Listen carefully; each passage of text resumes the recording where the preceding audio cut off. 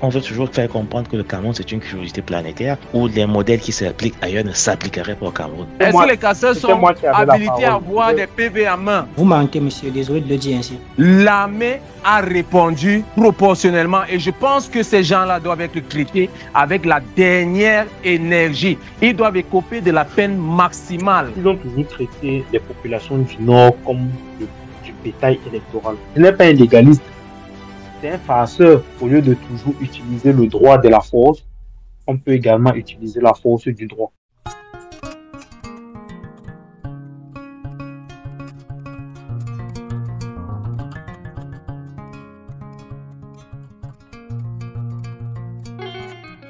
Mesdames, bonsoir, messieurs, bonsoir. C'est un plaisir renouvelé pour la plateforme 237 Story de vous avoir à l'écoute.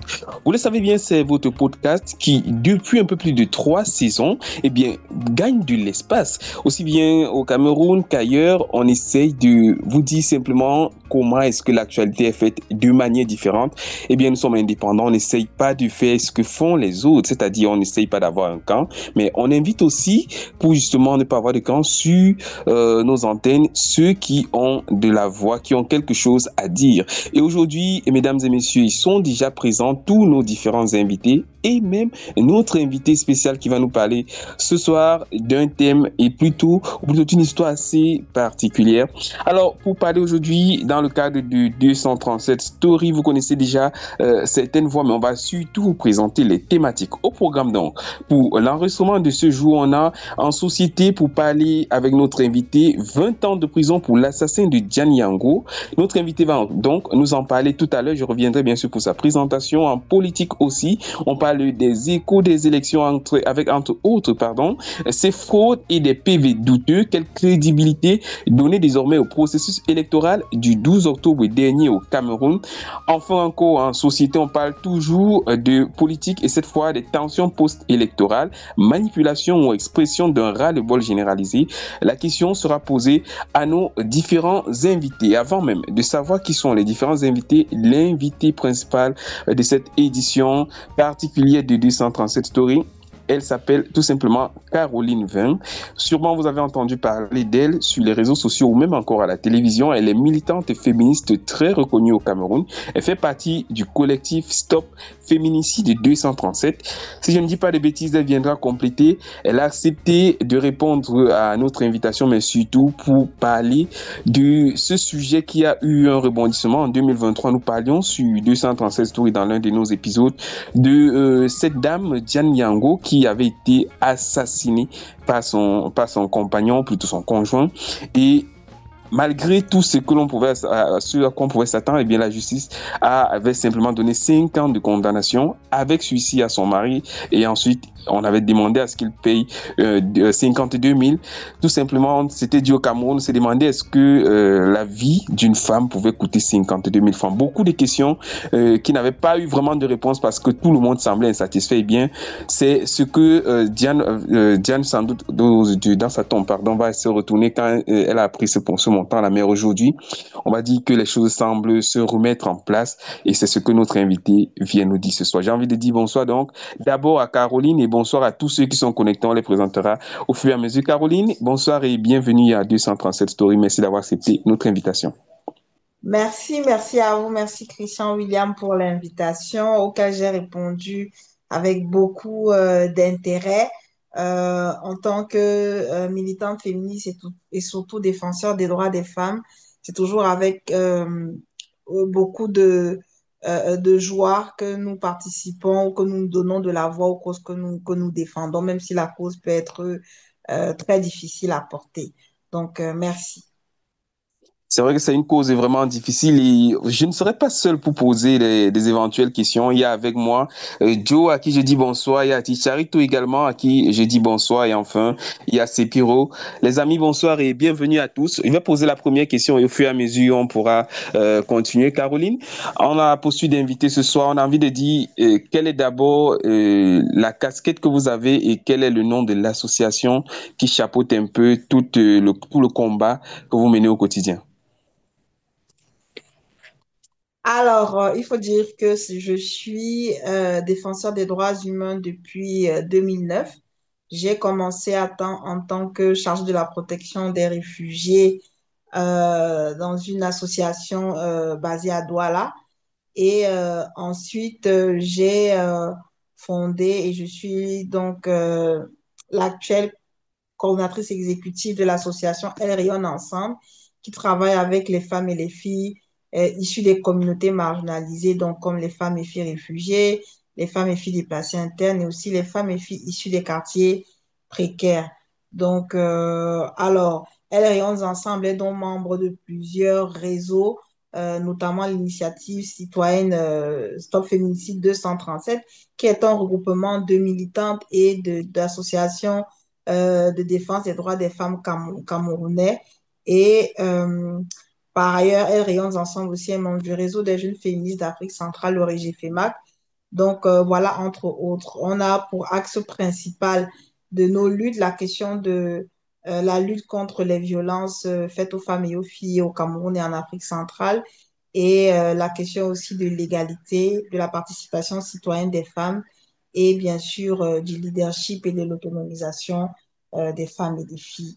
Donc voilà, grosso modo, un peu s'il faut présenter de manière succincte qui je suis et quel est le travail que nous faisons avec l'association Elle Rayonne Ensemble.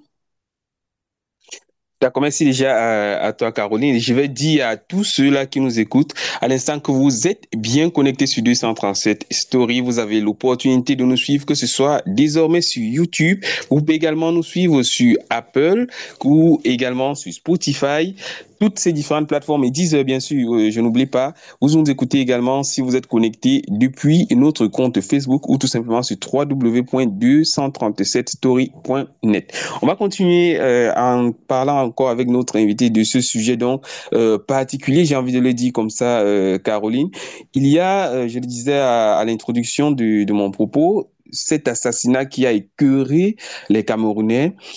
Du tout autour, une dame âgée de la trentaine est assassinée par son conjoint et on s'attend logiquement à ce que ce soit une condamnation qui va être assez ferme de la justice camerounaise. Mais on a eu l'impression que c'était une légèreté sur laquelle la justice est revenue après que les avocats de la défense aient fait appel. Aujourd'hui, l'actualité est donc claire. Il y a 20 ans qui est désormais la condamnation qui est requise contre le mari de Dame Yango. Et j'ai envie de demander, Caroline, est-ce que actuellement tu penses que la justice est enfin rendue? Alors, disons que c'est une victoire, si on peut dire comme ça, qui est teintée d'un arrière-goût.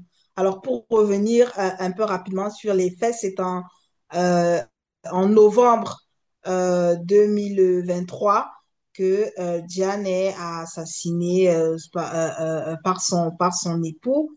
Et nous avons, avec le collectif Stop Féminicide, suivi tout ce qui était l'enquête, mais aussi la procédure judiciaire. Et donc, c'est en avril 2024 que l'onde de choc nous percute avec le verdict qui est rendu ce jour-là, qui est donc de 5 ans de prison avec sursis et 52 000 francs d'amende. Alors, sachant qu'il avait déjà fait 16 mois en prison à partir du moment où il avait tué, il a donc été l'époux ou l'ex-époux de Diane Yango a donc été relâché.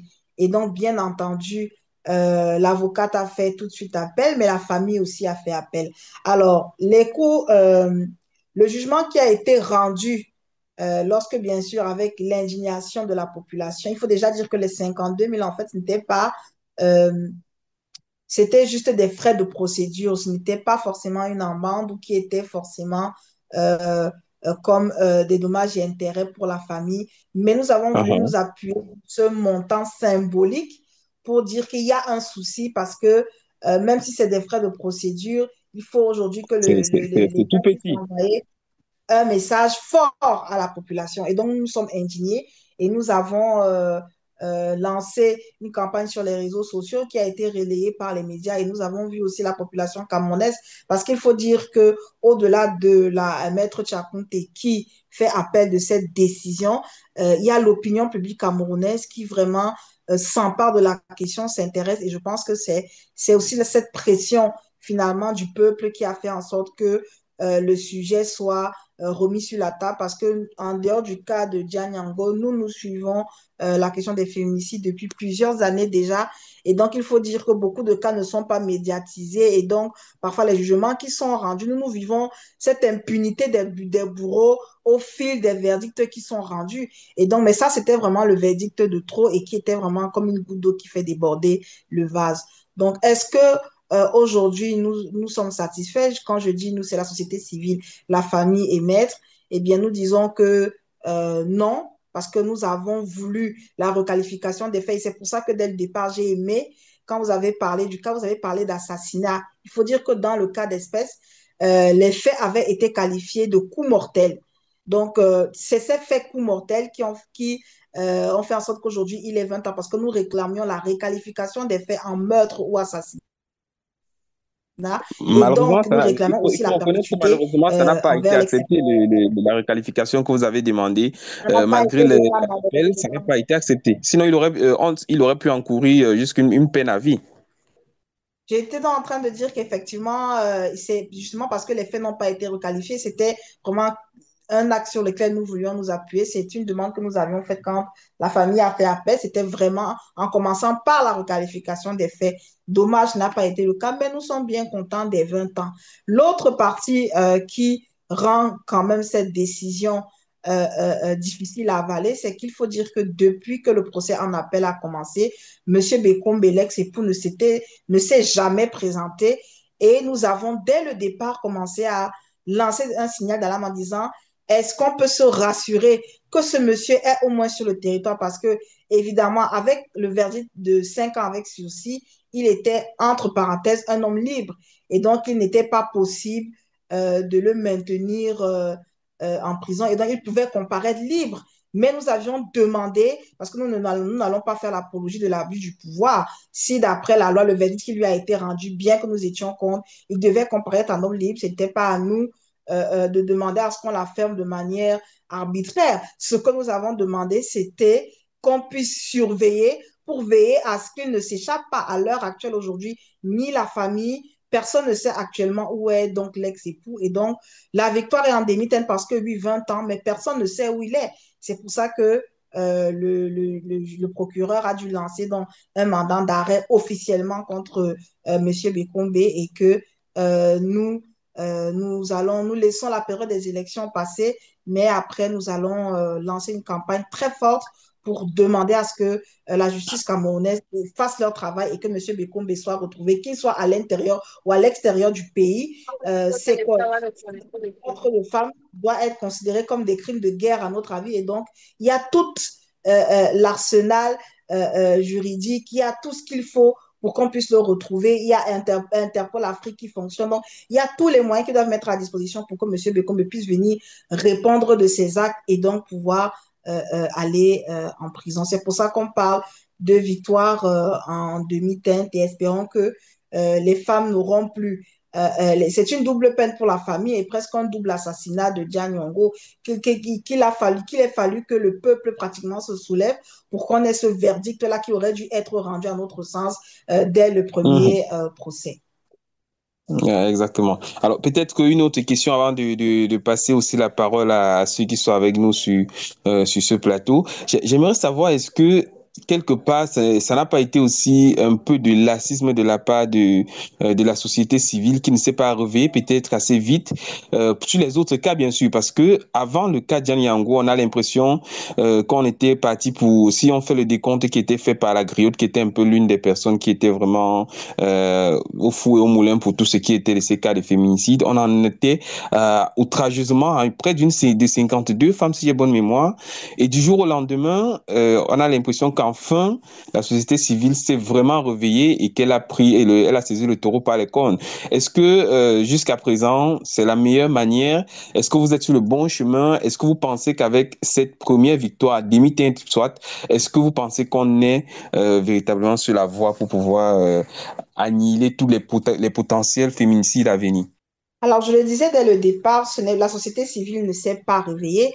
Il faut dire que la question du meurtre et des assassinats des femmes, notamment dans le cadre conjugal, c'est des questions que nous avons toujours soulevées. Et c'est pour ça que depuis plusieurs années, nous nous sommes considérés comme la nouvelle génération de féministes, mais les aînés, ça fait depuis plusieurs années qu'on plaide pour justement qu'une loi spécifique contre les violences faites aux femmes soit adoptée au Cameroun. Et dans le plaidoyer que nous menons aujourd'hui avec les aînés, il était question depuis de l'introduction du terme féminicide et qu'il soit clairement reconnu dans le code pénal et introduit dans le code pénal. Donc non, on ne se réveille pas, le collectif d'ailleurs. C'est justement face à cette impunité auquel nous faisons face, c'est-à-dire quand nous suivons les cas, que ce soit des cas de survivantes ou des cas de féminicide, que le collectif Stop Féminicide a été lancé en avril 2023 avec le sextuple meurtre de Vanessa Yubi. C'était ce meurtre-là, en fait, qui avait lancé officiellement le collectif Stop Féminicide. Et dit, mais ça fait des années,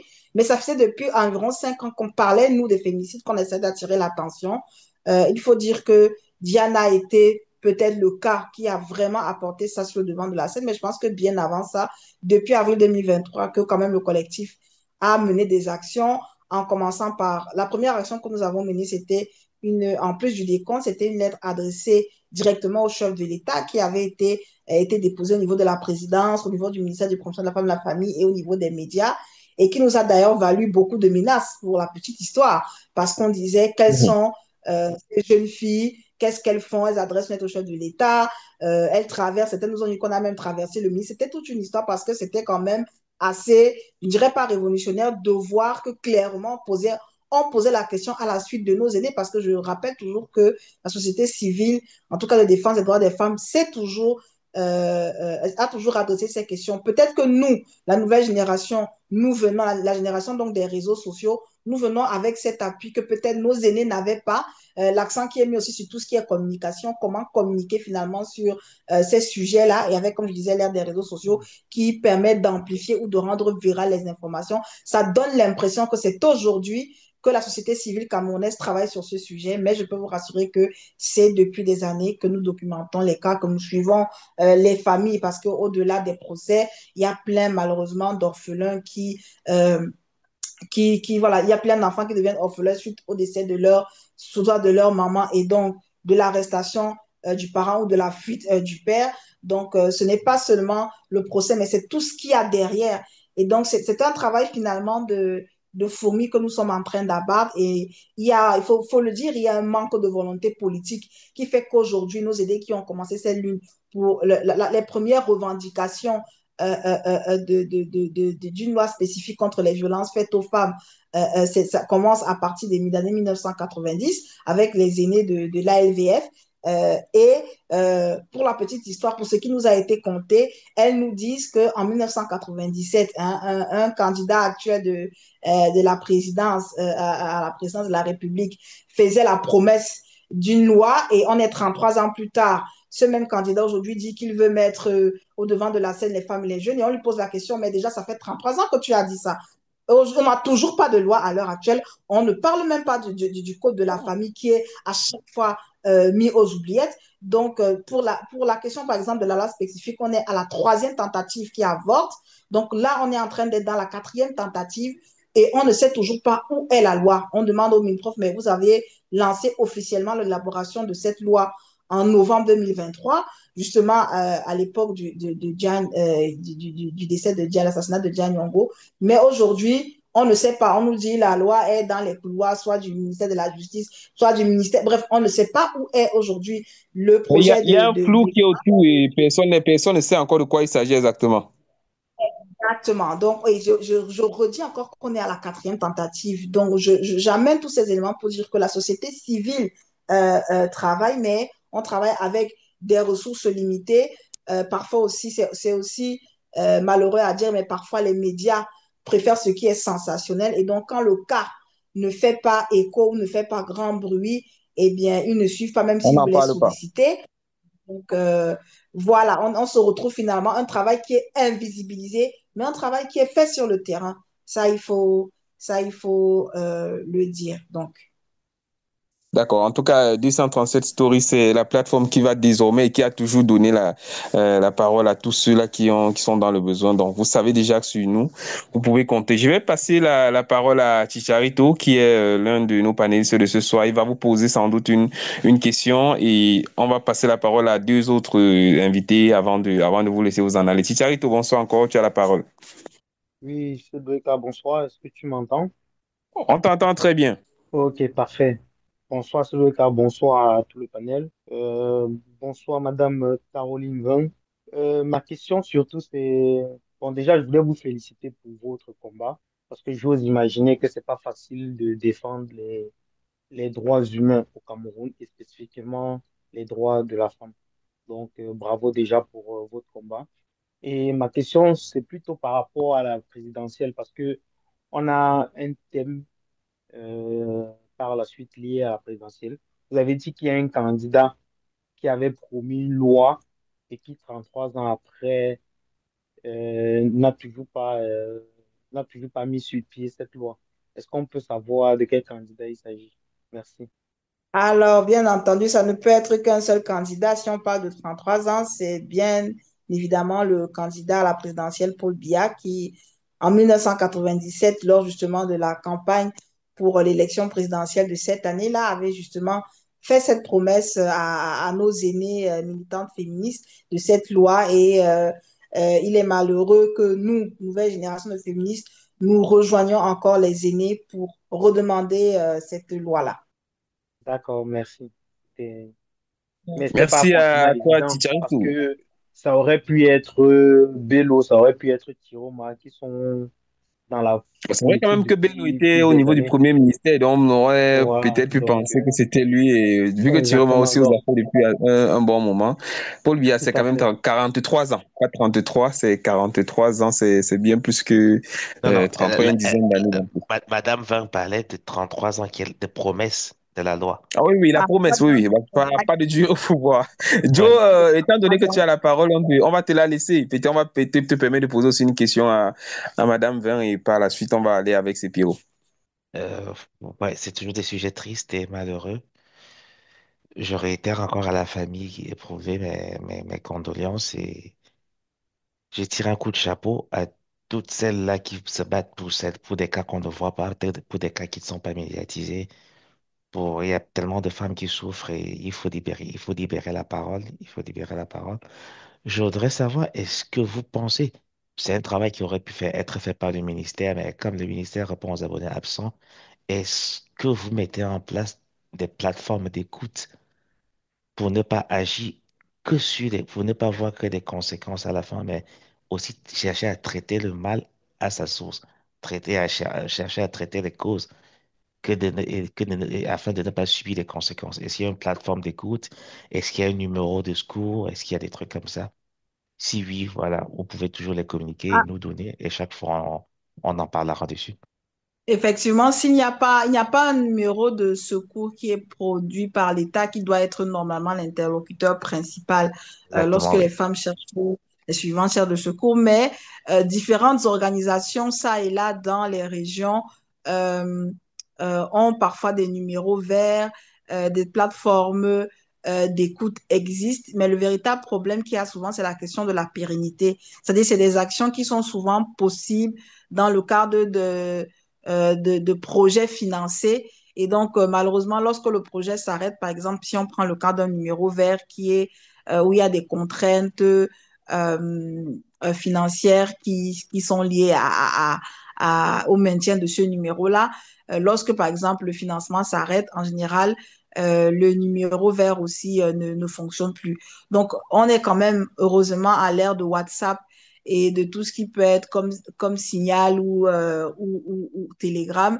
Mais ça reste des cadres qui sont, par exemple, WhatsApp n'est pas forcément une plateforme très sécurisée. Mais nous, la société civile essaie quand même de mettre sur pied des initiatives qui permettent aux suivants de trouver de l'aide. La question aussi de la sensibilisation dans les communautés est posée. Et justement, quand on parle d'attaquer le mal à la racine, c'est ce qui nous vaut aujourd'hui d'être taxé de radical parce que justement, la société camerounaise, malheureusement, est une société qui est encore très patriarcale Voire avec ce que machiste, hein. moi je considère comme d'être, oui, machiste, misogyne, tout ce qu'on veut sexiste, avec ce que j'appelle aujourd'hui des traditions prétextes, parce que ce sont des traditions justement qui font la part belle à la misogynie ou au sexisme. Et donc, le fait de vouloir remettre en cause, par exemple, cette tradition, on ne parle pas là d'attaquer nos traditions africaines, c'est-à-dire que celles-là qui sont dans le respect de la dignité Nos humaine, mais valeurs. celles qui systématiquement touchent, effectivement, on ne s'attaque pas aux valeurs parce que c'est ce qui est souvent dit contre les féministes. Mais en général, ce qu'on a sur le terrain, c'est on vous prend par exemple le cas tout simplement du mariage précoce et forcé des enfants. Vous arrivez dans des communautés où c'est pratiqué depuis 30 ans. Et donc, le fait d'arriver dans cette communauté, de dire, de commencer à sensibiliser, de vouloir même commencer à sensibiliser dans cette communauté pour dire, écoutez, cette pratique euh, peut être heurtante parce que déjà, jusqu'à 18 ans, l'enfant est encore petit. Il est très difficile pour une fille de 12 ans de gérer un foyer, de porter une grossesse. Rien que le fait de s'attaquer à ce problème de cette manière-là, vous vaut d'être taxé de radical, de féministe, de personne qui veut détruire les traditions africaines. Et donc, on a aussi ce problème-là au niveau des communautés, mais de plus en plus, on essaie de travailler justement avec les leaders religieux et traditionnels pour que justement, vu qu'ils ont encore un très grand pouvoir dans les communautés, on essaie encore de travailler, de sensibiliser au maximum. On a un autre problème aujourd'hui, on a l'ère des masculinistes, on a l'ère de la montée du conservatisme et donc on a, je vais le dire de manière triviale comme on le dit au quartier, c'est on a aujourd'hui des jeunes garçons qui nous disent que à l'époque de leurs parents, leurs mamans ont supporté le mariage et donc dans supporter le mariage, on nous parle d'infidélité, on va jusqu'à nous parler de violence et que la nouvelle génération que nous sommes, nous ne sommes pas nous sommes des femmes rebelles parce que justement, on s'attaque à cette question en disant, oui, dans la question de supporter, il n'est pas question de supporter tout ce qui viendra de l'extérieur. Quand on parle de supporter, par exemple, c'est mon conjoint, ma conjointe peut tomber malade pendant le processus où nous sommes ensemble. C'est des choses extérieures au couple qui doivent venir. Ce n'est pas de l'intérieur que doit venir le mal. Donc, il y a ce problème de comment est-ce que on lutte contre les violences parce que malheureusement, le type de violence qui revient le plus au Cameroun, d'après les statistiques que nous avons et qui sont d'ailleurs confirmées par celles aussi qui sont produites par le ministère de la Promotion de la Femme et de la Famille, c'est que c'est les violences conjugales qui sont les plus présentes. Donc, vous avez le plus de chances, vous, en tant que femme, d'être victime de violences de par votre conjoint. Alors, on parle là de petite amie, hein, on parle de petite amie, on parle de concubinage, on parle de femmes mariées, femmes célibataires, bref, quel que soit le cas, vous avez beaucoup plus de chances d'être exposé, vous, en tant que femme au Cameroun, d'être exposé à une forme de violence physique, sexuelle, émotionnelle, psychologique, financière, de la part de votre conjoint qu'une violence extérieure qui pourrait survenir du fait que peut-être vous avez été agressé en route. Donc, comment on adresse aussi cette question de la violence finalement systémique qui semble être ancrée dans la société, dans les, je ne vais pas dire les valeurs, mais qui semble être entrée dans le quotidien des couples camerounais, c'est là la véritable équation. Et pour le moment, ce que nous avons sous la main, c'est vraiment la sensibilisation pour éviter en amont qui est justement que cette violence ne survienne. Merci beaucoup. D'accord, on va Merci dire beaucoup. simplement, c'est un combat qui n'est pas perdu d'avance. On espère avec des médias comme 237 Story qui peuvent encore donner libre expression. Et on espère aussi que les décideurs du côté du ministère de la Femme, de la Promotion de la Famille comprennent clairement quels sont les différents enjeux. Je crois qu'un numéro vert, ce n'est pas ce qui est le plus compliqué à mettre sur pied si on dégage une ligne budgétaire. C'est Piroto, si tu as une question pour Caroline avant que l'on ne s'attaque au cœur du débat de ce soir. Ok. Bonsoir, Madame Caroline Veng, et félicitations pour le combat que vous menez au quotidien pour la cause des femmes et des jeunes filles dans notre pays. Donc, en revenant à l'affaire actuelle, je voulais savoir, est-ce que vous avez eu un accompagnement du ministère de la promotion de la femme et de la famille, puisque je pense que il est directement rattaché à la cause. Vous dites avoir fait face à beaucoup de difficultés. Est-ce que ce ministère vous a accompagné tout au long de la procédure? Alors, le ministère ne nous a pas accompagnés, malheureusement. Ça, c'est souvent ce qu'on vit, c'est-à-dire le ministère, bien sûr, lorsque l'affaire a fait grand bruit, s'est quand même rapproché de la famille de Diane Yango pour essayer ça et là d'apporter un soutien, mais le soutien n'a pas été périn. Ça reste toujours le véritable problème, c'est-à-dire le soutien est spontané et je vais pas dire sporadique, mais temporaire. Et donc, dès l'instant où l'affaire ne fait plus grand bruit, voilà, il faut suivre. Par exemple, avec le collectif Stop Féminicide, nous avons participé à tous les audiences. Et l'audience actuelle fait grand bruit parce que c'était l'audience durant laquelle il y était censé y avoir le verdict en appel. Malheureusement, le prof n'a pas accompagné la famille parce qu'au-delà de nous accompagner, nos sociétés civiles, c'est surtout l'accompagnement de la famille dans la durée parce qu'aujourd'hui, il faut savoir que Dia Nyango laisse donc 5 enfants et l'époux qui sont donc à la charge de la famille de Diane, puisque aujourd'hui les rapports avec la famille de M. Bekombe sont totalement rompus et lui-même étant en fuite, parce que c'est ce que nous disons, il y a ce problème des orphelins aujourd'hui. Donc, pas seulement le ministère de la Promotion de la Femme et de la Famille, mais aussi le ministère des Affaires sociales qui est concerné. Aujourd'hui, il n'y a pas de soutien. Et puis, il faut dire que la société civile, dans ce cas précis, n'a pas forcément été accompagnée aussi par les ministères concernés, même s'il y a eu ça et là des actions, mais je pense que c'était surtout des actions en visibilité. Ce que nous demandons, c'est des actions de fond qui peuvent, au-delà de traiter, de réagir face aux conséquences, mais vraiment de s'attaquer aux questions de fond. Donc, on peut dire qu'il n'y a pas vraiment eu d'accompagnement, juste peut-être au moment où le cas a fait grand bruit. Merci pour ta question, c'est Pierrot. On va chuter sans doute avec Olivier. Olivier, peut-être une question pour Caroline et on va lui donner l'opportunité de pouvoir se reposer avant de lancer avec notre débat. Bonsoir à toute la famille 237 Story. Bonsoir à vous, Madame Veng. Je pense que c'est ça, je prononce bien. C'est la Oui, bonne exactement, prononciation. c'est ça. Ok, ok. Nous avons toujours une pensée très forte quant à ces actes de féminicide qui perdurent dans notre société. Et surtout ici au Cameroun, où on a dénombré un taux assez élevé de féminicide. Parce que même si on a seulement 2 féminicides, c'est déjà un de trop. Vraiment, le combat que vous Exactement. menez, déjà, je vous félicite pour cela.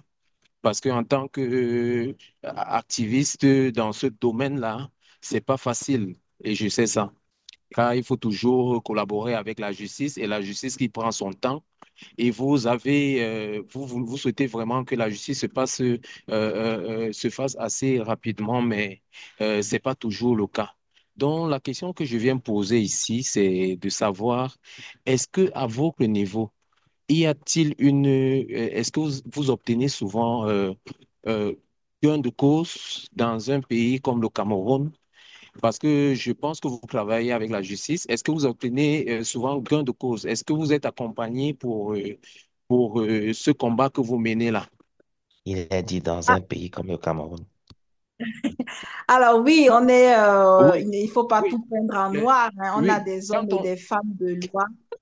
Oui, quand on sait que On a des la justice est souvent un peu très, très lente dans ce type de cas. Exactement. Le problème de la lenteur judiciaire est réel dans les cas de féminicide comme dans les cas de violence de manière générale. Et c'est pour ça que l'une des recommandations que nous avions faites dans la lettre que nous avions adressée au chef de l'État, c'était justement qui est la mise sur pied d'un tribunal spécial qui s'occupe spécifiquement des affaires familiales et donc des affaires de violence conjugale, justement parce que quand vous avez, euh, si je prends l'audience qui a eu lieu mercredi et je suis par exemple arrivée à 9 heures et l'affaire Diane Yango qui passait donc en délibéré, en appel, on a eu le verdict à 13h30. Entre 9 heures et 13h30, il y a eu plusieurs cas. Et parmi les cas, il y a les vols, il y a les affaires de succession, il y a les affaires de concurrence déloyale entre les compagnies ou entre un ex-employé et une société. Donc, on se dit, quelqu'un qui vient de rendre un verdict sur le vol d'une chèvre, est-ce qu'il a, je ne dirais pas assez de compassion, mais est-ce qu'il a le temps pour directement enchaîner avec une affaire de féminicide qui demande peut-être tout un autre type, je dirais pas d'émotion, je dirais même pas de compétences, mais tout un autre type de sensibilité, même juridique. Donc, c'est pour ça qu'on a fait appel, mais même s'il y a cette lenteur au niveau judiciaire, on reconnaît qu'il y a des hommes et des femmes de loi qui nous accompagnent, il y a des procureurs qui nous accompagnent quand nous avons les cas. Euh, il y a bien sûr Maître, par exemple, Chakunte qui, il faut le dire, a suivi le cas. Je ne dirais pas pro bono parce que pro bono, c'est que, en fait, quand on utilise ce terme, c'est que vous ne touchez pas de l'argent, mais vous avez un bénéfice, peut-être en termes de crédibilité ou autre. Là, c'est vraiment prendre en charge, faire le suivi gratuit finalement du cas. Et on a quand même des hommes et des femmes de loi qui sont sensibles à ces causes, mais qui ne sont pas très nombreux et qui sont submergés aussi par le travail. Donc, est-ce qu'on a souvent des cas de victoire? Oui. La même journée, on avait toujours un cas en appel d'un monsieur qui avait abusé de la nièce de sa femme. Et donc, la femme avait porté plainte et il avait été aussi condamné à 20 ans. Il avait fait appel de la décision et le juge a confirmé le verdict de 20 ans. Donc, on a quand même des victoires, mais ce n'est pas systématique à cause de plusieurs difficultés auxquelles nous faisons face. Nous ne nous décourageons pas. Et je dirais toujours ceci, c'est que pour nous qui sommes Camerounais, n'oublions pas que si nous considérons que nous aimons notre pays, il y a plein d'autres citoyens et citoyennes comme nous aussi qui aiment leur pays, qui sont à des postes de décision et qui font du mieux qu'ils peuvent dans un pays comme le nôtre, pour reprendre votre expression, qui font du mieux qu'ils peuvent rendre justice. Ce n'est pas toute la chaîne qui est corrompue ou autre. Vraiment, il y a encore des gens qui sont là vraiment pour que la justice soit rendue avec les valeurs qu'elle représente. D'accord. Alors, merci à tous les panélistes pour leurs questions. Merci. TWK, Oui, oui, TWK, oui. si elle peut me répondre par un petit énoncé, parce que j'aimerais savoir, et les internautes aussi voudraient savoir, quant à son combat, comment ça se passe à poser, parce qu'il y a encore un flou derrière, si tu me le permets. Alors, est-ce que Bon, la question peut être spécifiée? Oui, oui, je vais la spécifier. Olivier, Est-ce que soyez dans clair, vos soyez clair. C'est pas dans vos gènes, mais soyez clair. Est-ce que dans le combat que vous menez, est-ce que vous attardez vraiment sur le cas de féminicide? Parce que quand on parle de féminicide, ça veut dire que, il y a déjà un décès.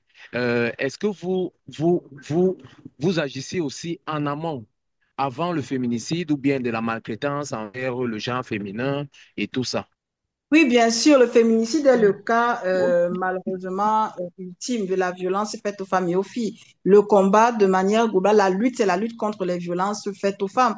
Et la violence faite aux femmes commence justement quand soit il y a la dénonciation d'un voisin, par exemple d'un couple où la femme serait victime de violence. Il y a parfois où c'est la femme même qui sollicite notre soutien, le soutien d'une autre organisation. Donc le féminicide est vraiment le cas ultra, mais au quotidien, les cas que nous défendons le plus. Par exemple, à l'heure actuelle, nous avons plusieurs cas de violence conjugale, nous avons des cas de viol. Le féminicide est vraiment le cas, je dirais, le niveau ultime de la violence. Et donc, mais au quotidien, je peux vous assurer que chaque jour, il y a des cas, et nous sommes d'ailleurs submergés. Il y a des moments où on ne peut pas offrir ce qu'on appelle un accompagnement holistique, c'est-à-dire qu'une organisation à elle seule ne peut pas offrir parce que souvent la suivante a besoin d'un accompagnement judiciaire, un accompagnement, d'un appui financier, peut-être parce que l'auteur de la violence était aussi en même temps celui qui était le pourvoyeur économique, donc parfois celui qui prenait soin de la famille. Donc lorsqu'il est arrêté parce que la plainte a été adressée et qu'il a donc été incarcéré, voilà donc une famille qui est surtout dans la détresse financière, il y a cet appui et qui a donc besoin d'un appui financier. Il y a le soutien psychologique dont on ne parle pas beaucoup, mais qui est très important parce que la suivante reste avec des traumas. Si je prends le cas qu'on suit à l'heure actuelle de cette femme qui a dû dénoncer son époux sur le viol de sa nièce, c'est un traumatisme général dans la famille qu'il faut gérer. Donc, on ne gère pas une seule personne. Il y a aussi le soutien même médical, par exemple, quand ce sont des cas de viol. Et je peux vous dire qu'à l'heure actuelle, si je prends la ville de Douala, il n'y a pas une organisation à l'heure actuelle qui peut offrir tous ces services en même temps. Donc, on travaille, on collabore ensemble, tel qu'il se dit, OK, moi, je peux apporter le soutien judiciaire, moi, je peux apporter le soutien médical, moi, je peux faire le suivi psychologique. C'est vraiment comme ça qu'on essaye de se relayer avec les moyens qu'on a, mais toujours, on essaie d'adresser le problème qu'on peut y avoir aujourd'hui. C'est par exemple lorsqu'on a un problème de violence conjugale et qu'il faut délocaliser, ou par exemple un cas de viol incestueux dans une famille. Et on n'a pas de refuge à l'heure actuelle dans la ville, au Cameroun. Il n'y a pas de refuge pour les suivants de refuges créés par l'État. Et les quelques refuges qui existent au niveau des associations sont bondés. Donc, vous vous retrouvez avec un cas où vous ne pouvez pas déplacer, par exemple, une jeune fille qui a été victime d'un viol par son père, elle est obligée de rester dans le même environnement avec son parent parce qu'il n'y a pas d'espace qui est prévu pour qu'elle puisse d'abord être mise en sécurité le temps que l'affaire suive son cours. Donc, voilà les difficultés auxquelles nous faisons face, mais toujours, on travaille sur les cas de violence en amont et au-delà de ces cas de violence, c'est-à-dire que de ces réactions finalement au cas, il y a le vrai travail de fond qui est aussi celui de la sensibilisation dans les communautés pour justement prévenir ces cas de violence-là. Voilà, je pense que le tour a été fait cette fois-ci. Merci à Olivier, à Joe, à Sepiro, à Ticharito pour leurs différentes questions. Merci surtout à toi, Caroline, pour ta disponibilité et surtout de nous avoir accordé ton temps et ton expertise. On va le dire comme ça. On va le dire, 237 Stories, c'est ta maison. Tu viens quand tu veux. On va te laisser rentrer, te reposer en te disant une fois encore merci. Merci beaucoup. Merci à 237 Stories pour cet espace. Et certainement, nous reviendrons avec beaucoup de plaisir. Voilà. Le plaisir sera toujours le nôtre. Et surtout, le plaisir, c'est pour tous ceux qui sont abonnés. Vous, mesdames, qui êtes en train de nous suivre, chers internautes, chers mobinautes, sur les différentes plateformes. C'est toujours un plaisir que vous soyez sur Deezer, sur Spotify, sur Apple ou encore sur la nouvelle plateforme. Parce que vous le savez, désormais, nous sommes sur YouTube Podcast. Eh bien, on vous dit merci d'être de plus en plus connectés et qui, chaque fois, laissez des commentaires en bas de chaque épisode. Aujourd'hui, on continue avec le débat qui nous rassemble en ce début de soirée. Eh bien, c'est tout simplement en politique. On parle des échos des élections. Vous le savez, mesdames et messieurs, depuis le 12 octobre au Cameroun, eh bien, on est en attente d'un nouveau président, ou plutôt du président Paul Biya qui pourra gagner encore. 12 candidats étaient en lice. Eh bien, on sait désormais à peu près ce à quoi il faut s'attendre pour ce qui est des premières tendances, c'est ce qu'on veut connaître, surtout en ce moment où entre fraude et des procès-verbaux douteux, quelle est la crédibilité qu'il faut donner véritablement à ce scrutin du 12 octobre. On va poser la question d'abord à Sepiro, avec lui parfois pour avoir été sur le terrain en même temps que Olivier aussi. On va commencer avec Sepiro. Sur le terrain, on a constaté dans la ville de Douala, dans le quartier de Bonamou, ça dit plus précisément, qu'il y avait beaucoup de tensions en l'air, à Bafang, pardon, et ensuite à Tchang. On a vu également, on a constaté le même des autres. Sepiro, est-ce que les élections du 12 octobre dernier se sont bien passées? Est-ce qu'on peut se targuer de dire cela? Merci pour la question sur l'actualité de notre pays, les élections présidentielles et les résultats qu'on attend.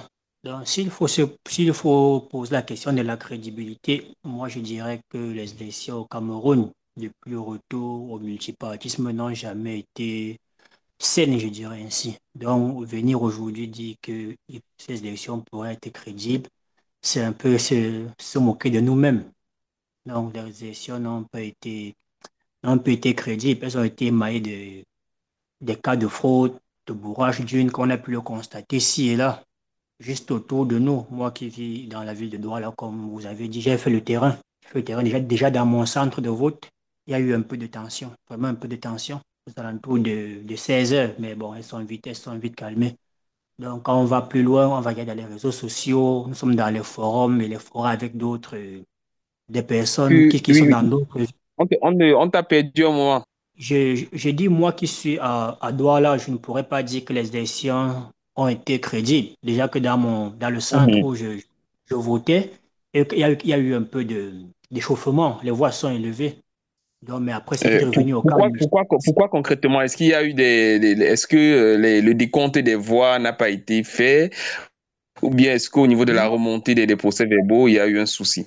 Nous n'étions pas vraiment au niveau des décomptes, mais au niveau des votes proprement dit. Parce que la possibilité est quand même donnée aux Camerounais de voter s'ils n'avaient pas pu obtenir leur carte.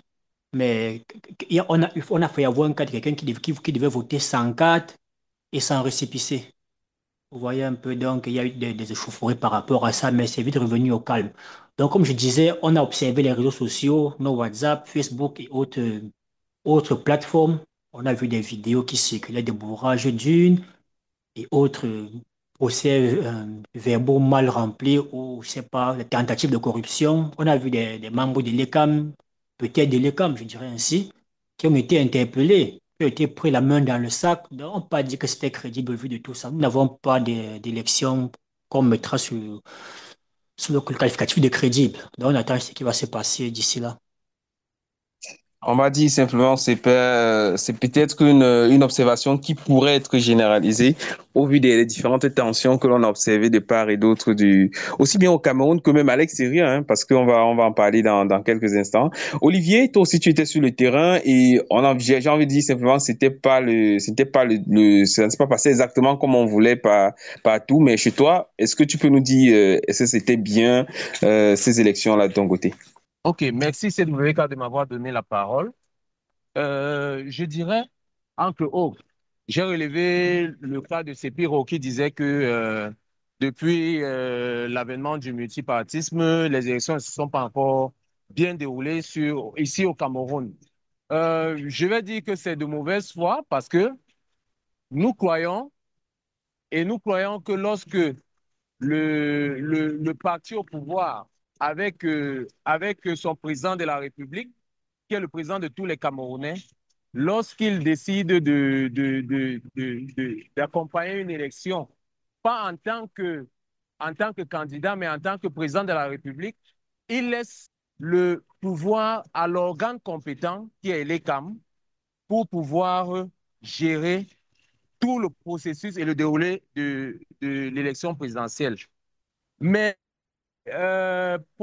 probablement pour 2025, excusez-moi, je me pose un peu. Pour 2025, moi, je pense que dans l'ensemble ici, dans la région du centre où j'ai été, j'ai fait beaucoup de bureaux de vote, ça s'est bien passé.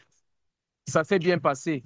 À part quelques vidéos qui sont venues et qui ont inondé la toile, je ne vais pas le nier en disant il y a des petites fraudes, il y a des petits accrochages entre ceux qui n'ont pas de carte, ceux qui n'ont pas ici. Mais dans l'ensemble, une élection ne se déroule jamais Et des petites totalement à fraudes. 100%. Olivier, tu Non, fais non, bien c'est de pas. relever les petites vidéos, mais est-ce qu'au niveau de Et, ces vidéos, justement, ce ne sont pas des preuves d'irrégularité? Non, on va appeler cela irrégularité, mais pas fraude. Je ne suis pas Mais c'est la encore même chose, hein, c'est ce que tu viens de dire, Non, Olivier. Tu viens de dire qu'il y a des petites non, fraudes. non, non, je parle d'irrégularité. Et Ne me prêtez je pas les prends, mots. non, Je non, parle d'irrégularité. non, je prends les Une auditeurs, irrégularité. je prends les auditeurs à témoin. Tu as dit des petites fraudes. Euh, Non, j'ai dit irrégularité, s'il vous plaît. Oh là là. Des petites Laissons-le irrégularités qui finir, sont laissons-le arrivées, finir. D'accord, RDP, qui sont allons-y, arrivées. Olivier. On Il peut va te avoir laisser quelqu'un, finir, il Olivier. peut Juste avoir après, tu vas quelqu'un, prendre la parole. il peut avoir quelqu'un qui est arrivé, il s'est fâché que il a voulu voter et puis il n'a pas voté à temps ou bien il n'a pas voté quand il voulait. Mais ces petits accrochages n'étaient que bénins, vraiment sur le déroulé de tout le processus électoral en termes de vote. Et il n'y a pas eu d'échauffourée. Mais après cela, comme s'il y avait un agenda caché, il fallait que les populations commencent à manifester à cause de certains lanceurs d'alerte. Je ne sais pas comment on peut publier une vidéo, vous ne vérifiez pas Bon, l'information, et puis vous vous dites que cette vidéo est avérée. Et ce qui crée le petit chaos que nous sommes en train de voir, des rassemblements, ça et là, Peut-être, pour on va revendiquer. arriver sur cette question de cette Ouais, question, Olivier. On va y arriver. ok, On est encore mais au niveau de. je m'arrêterai là. Moi, On je ne va dirais pas que savoir les le élections processus en lui-même. Comment vous se l'avez sont bien. trouvé? Oui, le processus a été formidable. Il s'est passé sans Hmm. embâche et je pense que toute la communauté internationale et la communauté nationale a été témoin de cela. D'accord. Joe, de ton côté aussi, hein, on sait que aussi bien que l'on soit, peu importe l'endroit où on se trouve, quand on est Camerounais, on exprime son droit de citoyen. Est-ce que tu penses, en tant qu'observateur aussi de ton côté, que les choses se sont bien déroulées, que ce soit au niveau du processus de vote ou bien au niveau du décompte des voix, est-ce que c'était parfait? Je dirais que les choses se sont un peu améliorées, pas parce que le processus était bien, mais parce que les gens ont une conscience un peu plus citoyenne et ils Merci sont beaucoup, sentis Joe. ils se sont massivement déportés dans les bureaux de vote pour aller voter. Même si on peut décrier, voilà, qu'elle est qu'à mettre très tardivement la liste à jour, qu'elle est qu'à mettre très tardivement à disposition des électeurs, des cartes des électeurs, tout ceci pour contribuer à empêcher peut-être des gens d'aller voter, qu'elle est qu'à ne soit pas clair là-dessus et refuser de recevoir certains représentants de l'opposition parce qu'ils avaient des documents scannés. Ils voulaient être soi-disant des originaux. Je me demande dans quel pays on vit de nos jours si on refuse du numérique. Il y a eu ces irrégularités qui se sont fait avoir, qui se sont remontées. Mais je veux dire que le vote, dans un premier temps, on peut dire que les gens ont voté et le bourrage des urnes, il a eu lieu, mais pas comme il a souvent eu lieu. Les gens, parce qu'il y avait des gens qui ont surveillé le vote. Mais maintenant, le vice se trouve dans le décompte des voix. À ce moment, on peut dire, voilà, à ce moment, les observateurs internationaux, ils sont partis. Donc, c'est comme si on avait construit une maison, on a mis une belle façade, tout le monde passe dehors, on apprécie. La maison, elle est jolie, mais c'est à l'intérieur que se trouve le vice. Comme on dit, le verre se trouve dans le fruit. C'est une fois à l'intérieur, au niveau des décomptes, au niveau de l'acheminement des PV et au niveau des Hmm. modifications des PV, qu'on va constater que les PV que des opposants, des représentants des différents partis ont, ne concordent pas avec parfois les résultats qui sont là. On a vu mon ami Olivier tout à l'heure, il parlait des lanceurs d'alerte qui ont embrasé. C'est pas des lanceurs d'alerte qui embrasent. C'est parce qu'il y a un malaise déjà qui existe. Il y a un manque de confiance. Il y a cette confiance qui est brisée entre le pouvoir en place et des populations. Donc, il suffit qu'on leur dise que eux, voilà ton voleur qui arrive, ils vont se retourner pour chercher le voleur. C'est quand même un moment au Cameroun, quand on disait au voleur, les gens qui étaient tellement exaspérés, ils cherchaient plus à faire l'interview au voleur pour savoir, et tu as volé quoi? Il faisait plus son procès. Il le liquidait tout de suite sur place. Donc, c'est un peu, c'est un peu ce qui est malheureusement arrive aujourd'hui. Donc, je veux dire que le processus, il s'est amélioré, pas du fait de l'ECAM, mais du fait de la conscience citoyenne. Mais du côté, la face sombre reste encore les PV et les modifications des PV. C'est à tout ce moment-là que la machine du trucage a eu lieu. Et la machine du trucage s'installe. Et c'est pour ça qu'on a besoin de 2 semaines dans un pays où on a 8 millions d'inscrits et De 4 millions de autant votants pour d'inscrits. Voilà. pouvoir, pour, pour pouvoir donner des élections, pour pouvoir donner des résultats. On va sans doute revenir dessus pour comprendre encore en profondeur le processus de délibération, si on peut le dire comme ça. Mais on va passer la parole à Chicharito avec la question toute simple. Est-ce que pour toi, mon cher Chicharito, c'était simplement une élection crédible le 12 octobre dernier? Euh, Tu me parles de la journée du 12 ou bien tu me parles de l'ensemble du processus? Non, l'ensemble du processus électoral en lui-même, est-ce que tu as trouvé que on peut dire avec aisance aujourd'hui que oui, ça s'est bien passé en fait? Non, dans l'ensemble du processus, on peut quand même dire qu'on a un certain nombre de réserves. La première réserve qu'on a pu constater, c'est tout ce qui s'est passé avant le processus, notamment ce que nous avons tous observé le 5 août au niveau du Conseil constitutionnel. Donc là, c'est une première réserve. De manière générale, sur la journée du 12, je dois avouer que ça s'est plutôt bien passé dans l'ensemble. Ça ne veut pas dire que tout ça a été parfait, loin s'en faut. Mais de manière générale, les Camerounais ont voté, ont pu voter. On a vu quelque chose qu'on n'avait pas constaté en 2010, c'est que les Camerounais sont restés pour surveiller leur vote et participer également au décompte. Ça, c'est quelque chose qui est manqué en 2018.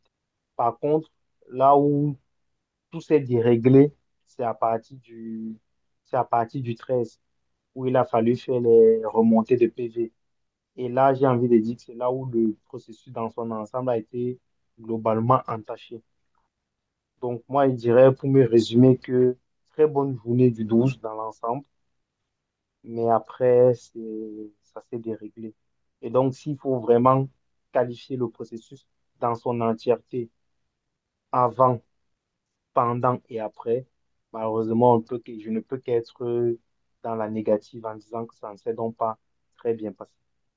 Et même si on dit que ça ne s'est pas bien passé dans certaines zones du pays, il y en a aussi qui le disent que c'était quand même pas mal. C'est la preuve encore avec Olivier, à qui je pose la prochaine question. Olivier, même si actuellement, Elecam a déjà désigné le corps qui va remonter les différents PV, on a observé sur les réseaux sociaux des vidéos montrant des PV qui semblaient falsifiés, ou on va dire tout simplement des voices, des personnes qui disaient qu'ils ont été contactés pour pouvoir modifier les résultats initiaux.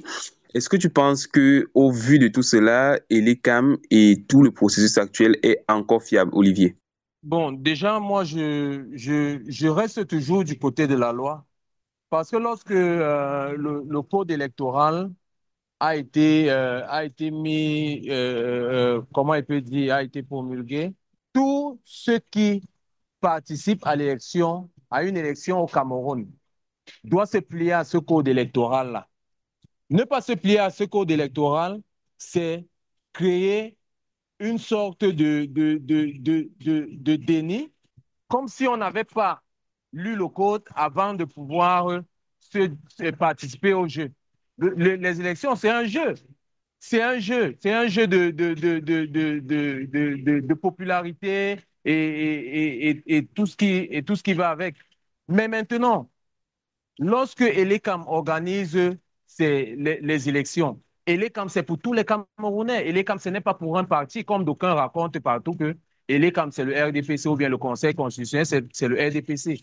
Nous sommes un pays régi par une loi. Alors, si vous avez accepté de participer à une élection présidentielle, vous avez accepté ce code électoral. Il est consensuel actuellement. Bien sûr que d'autres Qu'est-ce disent qui que... dit le code électoral, Olivier? On n'a pas beaucoup de temps. Qu'est-ce qui dit le code électoral? Non, non, Tu dis, non, tu es du côté non. de la loi. Ça dit Les quoi? Et élections, que les autres ont enfreint la loi. En quoi les nous autres sommes ont en train enfreint la loi? Non, non, Comment on peut dire ça? laissons-le finir. Parce que je reviens à ça la prend du question, temps. Olivier, il va nous réciter je Non, maintenant. reviens à non, la question de laissons-le finir, l'accusation. laissons-le finir. Je reviens à la question de l'accusation. L'accusation, d'où le fait qu'il y a eu des problèmes ça et là. Les deux camps principaux actuellement, qui est le camp, on ne va pas se mentir, qui est le camp du RDPC et le camp du FSNC, sont en train de s'accuser mutuellement. Mais moi, je reste toujours dans la légalité en disant que le code électoral dit que les résultats sont publiés 2 semaines après après la clôture du vote.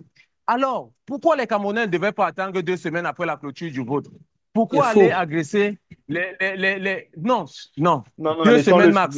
finir. 2 semaines C'est pour ça que je dis, il faut être euh, succinct et non, clair. non, oh, Quand il essaie de nous attends. perdre dans le truc, dans le S'il labyrinthe. vous plaît, C'est laissons-le. c'est Non, deux non, semaines. laissons-le. Moi, Prenons des je notes, reste sur laissons-le la finir. légalité. Je reste sur la légalité. Je reste sur la légalité, s'il vous plaît. C'est 2 semaines après la clôture des votes. La victoire est dite par le Conseil constitutionnel, qui est le seul organe habilité à proclamer les résultats. Alors, pourquoi les Camerounais ne devraient pas attendre? Pourquoi il suffit de voir quelques messages de certains lanceurs d'alerte qui sont des pyromanes, nous on va les appeler des pyromanes et des terroristes, qui vont arriver, susciter un soulèvement populaire? Non, attendons 2 semaines et voyons le résultat des urnes. Qui vous dit que c'est le candidat du RDPC qui va gagner? Lui-même, il a Est-ce qu'on dit doit attendre qu'il deux ne semaines pourrait si pas, on il a ne ce peut pas avoir. sentiment de modification des PV qui est en cours? Parce que peut-être le fait de ce genre de mouvement de la foule, c'est peut-être parce qu'il y a un sentiment que justement les résultats initiaux sont en train d'être modifiés et ils ne veulent pas donc attendre jusque-là. Il y a des remous. Est-ce que c'est pour rien aussi? Par exemple, on n'a pas l'impression qu'ils le font pour rien. Non, je pense que les revendications, elles peuvent être légitimes. Mais faites ces revendications de la plus belle des manières. N'allez pas ancrer dans un centre d'Elecam qui a déjà regroupé tous les PV et puis vous agressez des agents d'Elecam pour dire que vous avez les PV en main. Vous n'êtes pas, vous n'êtes pas, vous n'êtes, ça n'entre plus dans la légalité. Vous êtes déjà hors la loi parce que vous n'avez pas le droit de toucher à ce type de document. Ça prouve déjà une falsification. Et qui dit que ce n'est pas un montage sur les réseaux sociaux comme on est en train de voir? Alors, il faut rester très calme et attendre les 2 semaines qui ont été dites. C'est pas tiens, on arrive, c'est dimanche de la semaine prochaine. On arrivera à ces 2 semaines et on va voir le verdict des unes. Pour ceux qui n'ont pas confiance aux positions électorales actuellement, ils doivent se dire que ils ont signé, hein, ils ont signé, ils ont signé de respecter le code électoral qui est là. Alors, quand vous allez monter au pouvoir, vous allez changer le code électoral. C'est simple, c'est aussi simple que ça. Mais pour le moment, restez dans l'ordre et la discipline. Respectez ce qui est légal. C'est ce que D'accord. je peux Alors, on dire suppose d'entrée que de pour jeu, toi, là. Olivier, ça veut dire que tout s'est bien passé. Il n'y a aucun quoi. Tout était parfait. On va passer la parole sans doute à Joe qui est tout bouillant tout à l'heure pour répondre peut-être à à cette seconde prise de parole Je d'Olivier. sais pas, c'est pire où il a déjà parlé. J'ai l'impression que Oui, non. oui, il a déjà parlé. Il était le premier à parler. Mais il revient bien sûr. Il est là, il nous écoute. Juste après toi, ce Non, sera lui. pas encore, mais j'attends cette question, j'attends. Mhm. D'accord, d'accord. On revient à la question. C'était quoi la question? Donc, c'est de savoir est-ce que tout s'est bien passé vraiment parce que à entendre le ressenti d'Olivier, c'était un processus qui s'est bien passé à l'exception faite des vidéos qui ont échappé ou bien qui sont venues de la part peut-être des fauteurs de troubles ou bien comme il le dit, des lanceurs d'alerte et qu'il n'y a vraiment pas de raison de s'inquiéter. Non, Olivier dit qu'il est du côté de la loi, il est du côté de la légalité et qu'on devrait attendre 2 semaines. Mais est-ce qu'il lui prend aussi le temps de lire le code électoral qui dit qu'à la fin à la fin de l'élection, à la fin du dépouillement, le résultat est rendu public? Si le résultat de chaque bureau de vote est rendu public, libre maintenant à chaque personne de compiler les résultats. On a personne, on n'a pas dit qu'on promulgue, et le Conseil constitutionnel promulgue les résultats. Mais avant la promulgation des résultats, on peut connaître les résultats. Quand on a composé à l'école et que le maître a fait la correction au tableau, il nous a donné nos notes dans différentes matières, on peut faire la somme et trouver sa moyenne sans attendre que le conseil de classe ait lieu forcément pour nous promulguer. On sait, l'élève est confiant de ce qu'il a fait. Donc, c'est d'aller chercher un faux problème que de lui dire cela. Et justement, cela, par rapport à notre histoire. Il faut pas être, il faut pas regarder ne serait-ce avec les yeux d'aujourd'hui. Il faut regarder aussi avec tout ce qui s'est passé en regardant dans le rétroviseur de 92 à 2018 jusqu'à 2025. Comment les choses se sont faites. Il y a une forme de suspicion. Il y a une forme de suspicion. Quand tu fais un sondage autour de toi, tu prends 10 Camerounais. Je mets au défi tout le monde ici de mettre un défi. Tous disent toujours, ah ben oui, on connaît le résultat que le Conseil constitutionnel va promulguer. Tout le monde dit la même chose. Donc, c'est un peu ce manque de confiance là, c'est un peu la rupture de cette confiance entre le peuple et les institutions qui fait qu'on assiste à ce genre de choses. Je le disais dans ma prise de parole tout à l'heure que quand un voleur y passe, on dit au voleur, et tout le monde se met derrière sans toutefois plus réfléchir. Donc, c'est un peu ça. La première phase, ça s'est bien passé, comme disait Chicharito. Mais voilà, la machine s'est mise en place plus tard. Le pouvoir s'est rendu compte de son retard. Et c'est pour ça qu'ils le font, mais pas dans l'élégance comme ça a eu lieu en 92 Ou bien c'est l'économie, c'est la technologie aujourd'hui qui permet de faire ressortir tout ça. On ne peut pas longtemps cacher la lumière du soleil. Les choses qui sont claires pour tout le monde sont claires pour tout le monde. Voilà. On- des Camerounais se sont levés. On a vu partout les gens faire des vidéos pour annoncer les résultats dans leur bureau de vote. Ça, c'est la loi le permet aussi. Donc, pourquoi ne pas... On peut pas juste faire un simple calcul et comprendre et voir les tendances. On veut toujours faire comprendre que le Cameroun, c'est une curiosité planétaire où les modèles qui s'appliquent ailleurs ne s'appliqueraient pas au Cameroun. Mais bon, Alors, impossible n'est pas camerounais. C'est Pierrot. C'est vrai qu'Impossible n'est pas camerounais, mais on a eu cette impression que en peu de temps, les Camerounais ont eu un vrai éveil politique et que on a besoin, même si c'est Tiroma, Bello ou bien un autre candidat qui gagne, on a clairement besoin d'avoir la vérité des urnes.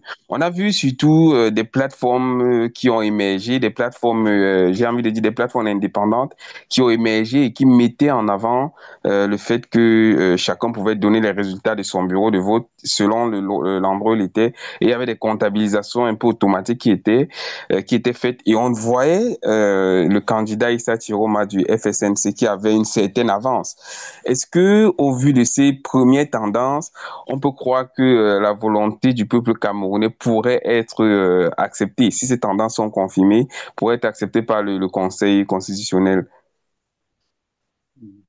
CWK, c'est à ce point-là qu'il y a problème. Est-ce que la volonté sera acceptée? Est-ce que les résultats qui seront proclamés par le Conseil constitutionnel sera la résultante de ce qui s'est passé lorsque les Camerounais votaient? C'est là toute la question. Et moi, je vais répondre d'abord à Olivier, si vous permettez. Je vais lui dire quelque chose. Qu'on est légaliste, hein.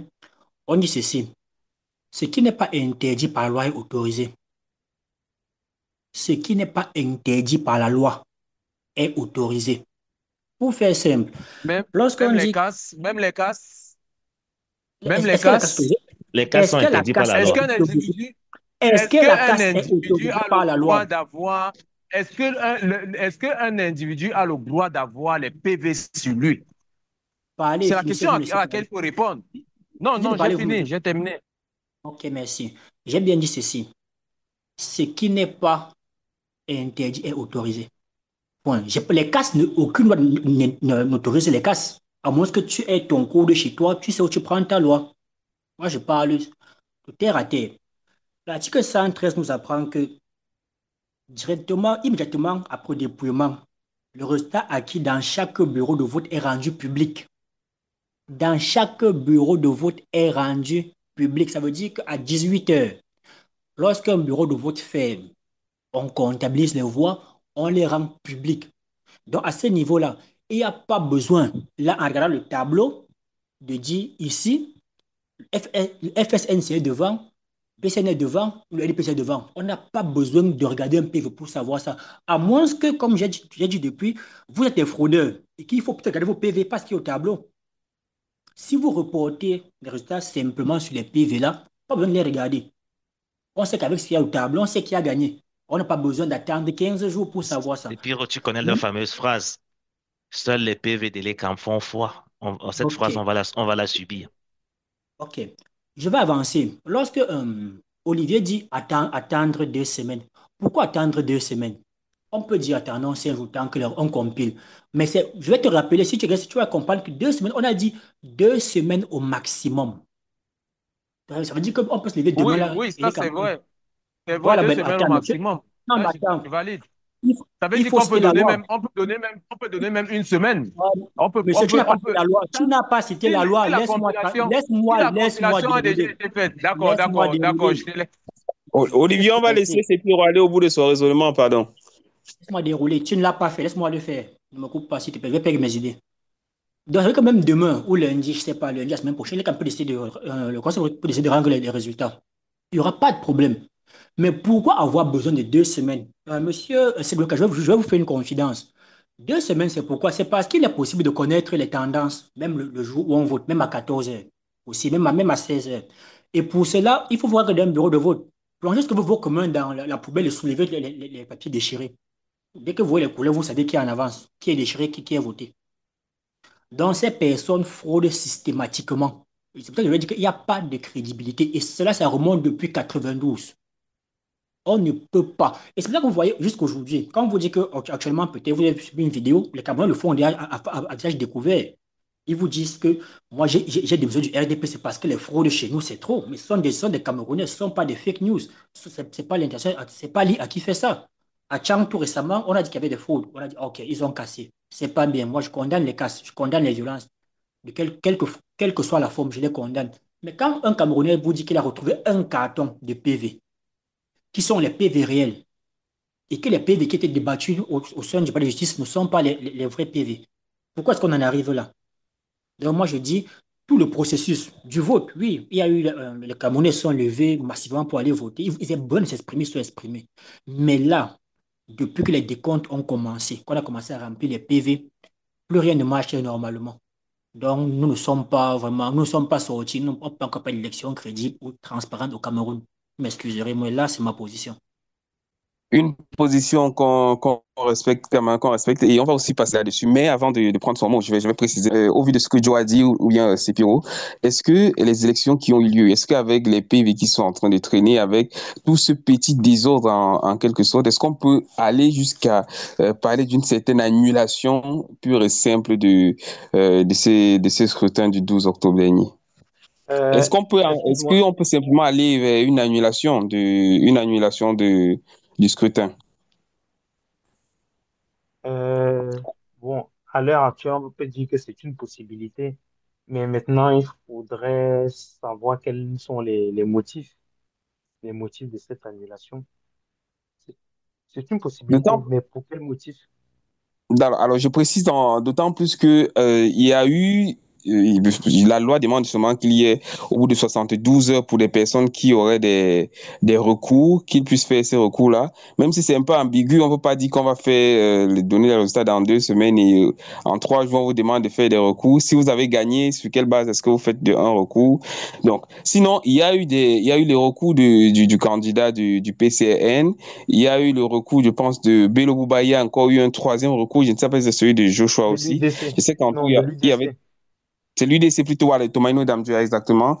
Et l'un comme l'autre, il y avait ceux qui disaient qu'il fallait une annulation partielle de certains, il fallait une annulation partielle de certains lieux où le vote a eu lieu. Et il fallait parfois, pour d'autres, une annulation pure et simple de tout le scrutin. Et je pense, peut-être je peux me tromper, vous pouvez me rattraper là-dessus, que ce soit même encore, il y a le candidat Kabwa Libi qui a carrément retiré sa plainte.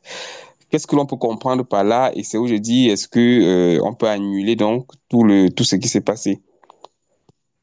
Bon, pour l'information selon laquelle Cabral a retiré sa plainte, j'ai vu circuler le document. Je suis allé sur sa page Facebook officielle. Je n'ai pas vu ce document-là. Je suis allé sur la page de Madame Anne Segonde Noir, si je ne me trompe pas, qui était sa directrice de campagne. Je n'ai pas vu ce document. Donc, pour le moment, je ne sais pas si le document est vrai. Je ne sais pas si c'est... Voilà, c'est un document qui circule, que j'ai également vu circuler. Mais vous savez, dans cette période-ci, il y a aussi beaucoup de fake news. Bon, il n'a pas démenti, mais je n'ai pas non plus la confirmation sur sa page officielle de son retrait. Quoi qu'il en soit, j'ai vu les différentes requêtes formulées par un certain nombre de candidats, mais je ne sais pas si c'est suffisant pour prospérer. Et la question que je me pose, c'est ces candidats-là, si vous observez les tendances que nous avons tous observées, nous ne voyons pas en quoi une annulation partielle de cette élection pourra leur être profitable par la suite. Ce sont des candidats qui, pour moi, sans leur manquer de respect, ne, n'ont aucune chance même de terminer parmi les trois premiers. Et donc, je me pose la question plutôt de quel est le bien fondé de leur démarche. Qu'est-ce qu'ils essayent de prouver? Bon, ça, je n'ai malheureusement pas la réponse à la question. Mais avant de terminer, si tu me permets, j'aimerais répondre quand même à Olivier qui a dit un certain nombre de choses. Je vais rebondir pas sur tout, mais je vais aller un peu plus vite. Quand par exemple, il parle des lanceurs d'alerte, et c'est là où, Olivier, je suis désolé, mais c'est là où malheureusement vous n'avez absolument rien compris. Vous qui dirigez, vous, le parti au pouvoir, c'est que vous pensez toujours que les Camerounais sont manipulés par des tierces personnes. Mais c'est fini cette époque, mon cher Olivier. Les Camerounais ne sont pas manipulés par personne. Les Camerounais savent ce qu'ils veulent, ils savent pour qui ils ont voté. Et voilà, ce qu'ils vous demandent, c'est tout simplement de respecter la volonté des unes. Ils ne sont manipulés par personne. Arrêtez de vouloir toujours rejeter vos propres torts sur les autres. C'est vous qui fraudez les élections. Les vidéos sont là. Ça n'a rien à voir avec des lanceurs d'alerte. Absolument rien. Donc, je voulais évacuer ça très rapidement. Lorsque vous parlez du code électoral consensuel, il faut se dire que le code électoral n'a pas été consensuel, Olivier. Ça a été voté unilatéralement par le parti au pouvoir à l'Assemblée nationale. Les autres partis sont obligés de faire avec. Pourquoi? Parce que si il n'y a aucun candidat à l'élection présidentielle, ça ne vous empêcherait pas de fabriquer de faux candidats, leur présenter comme étant des opposants et de faire les élections avec eux, quitte pour vous avoir 99,9%. Ça ne vous dérangerait pas. Et donc, les autres partis sont obligés de faire avec ce code, mais ça ne veut pas dire qu'il a été consensuel. Et si vous êtes, comment avait dit ça, si vous avez l'honnêteté intellectuelle, vous pouvez reconnaître que les partis, après l'élection de 2018, ont travaillé sur un code dit consensuel que vous avez tout simplement rejeté. Donc, je dis ça pour évacuer également cette phrase-là. Vous parlez également de la légalité. Et c'est là où les Camerounais en ont marre, même lorsque vous prenez la parole, ça irrite les Camerounais. C'est pour ça que je comprends Joe, je comprends Sepiro, parce que même chaque fois que vous prononcez une phrase, vous nous irritez. Vous parlez de la légalité, vous accusez les manifestants qui sont dans les rues pour réclamer la vérité des urnes.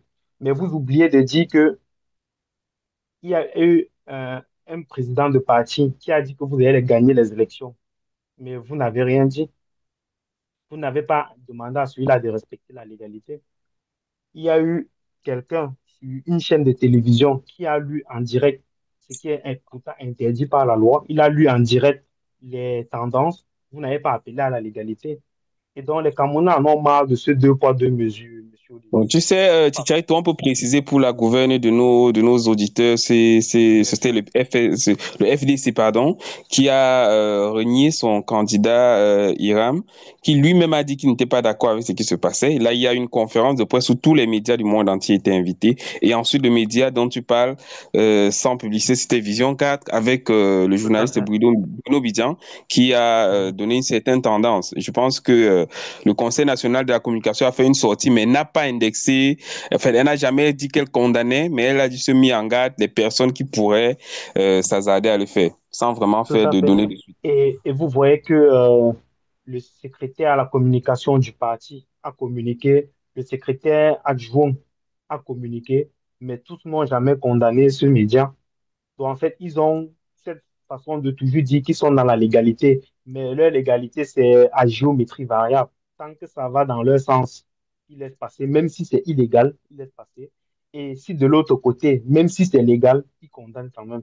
Donc voilà, je voulais évacuer ça. Et pour terminer rapidement, Olivier a posé une question à Sepiro où il demandait est-ce qu'il est autorisé à des personnes d'avoir des PV?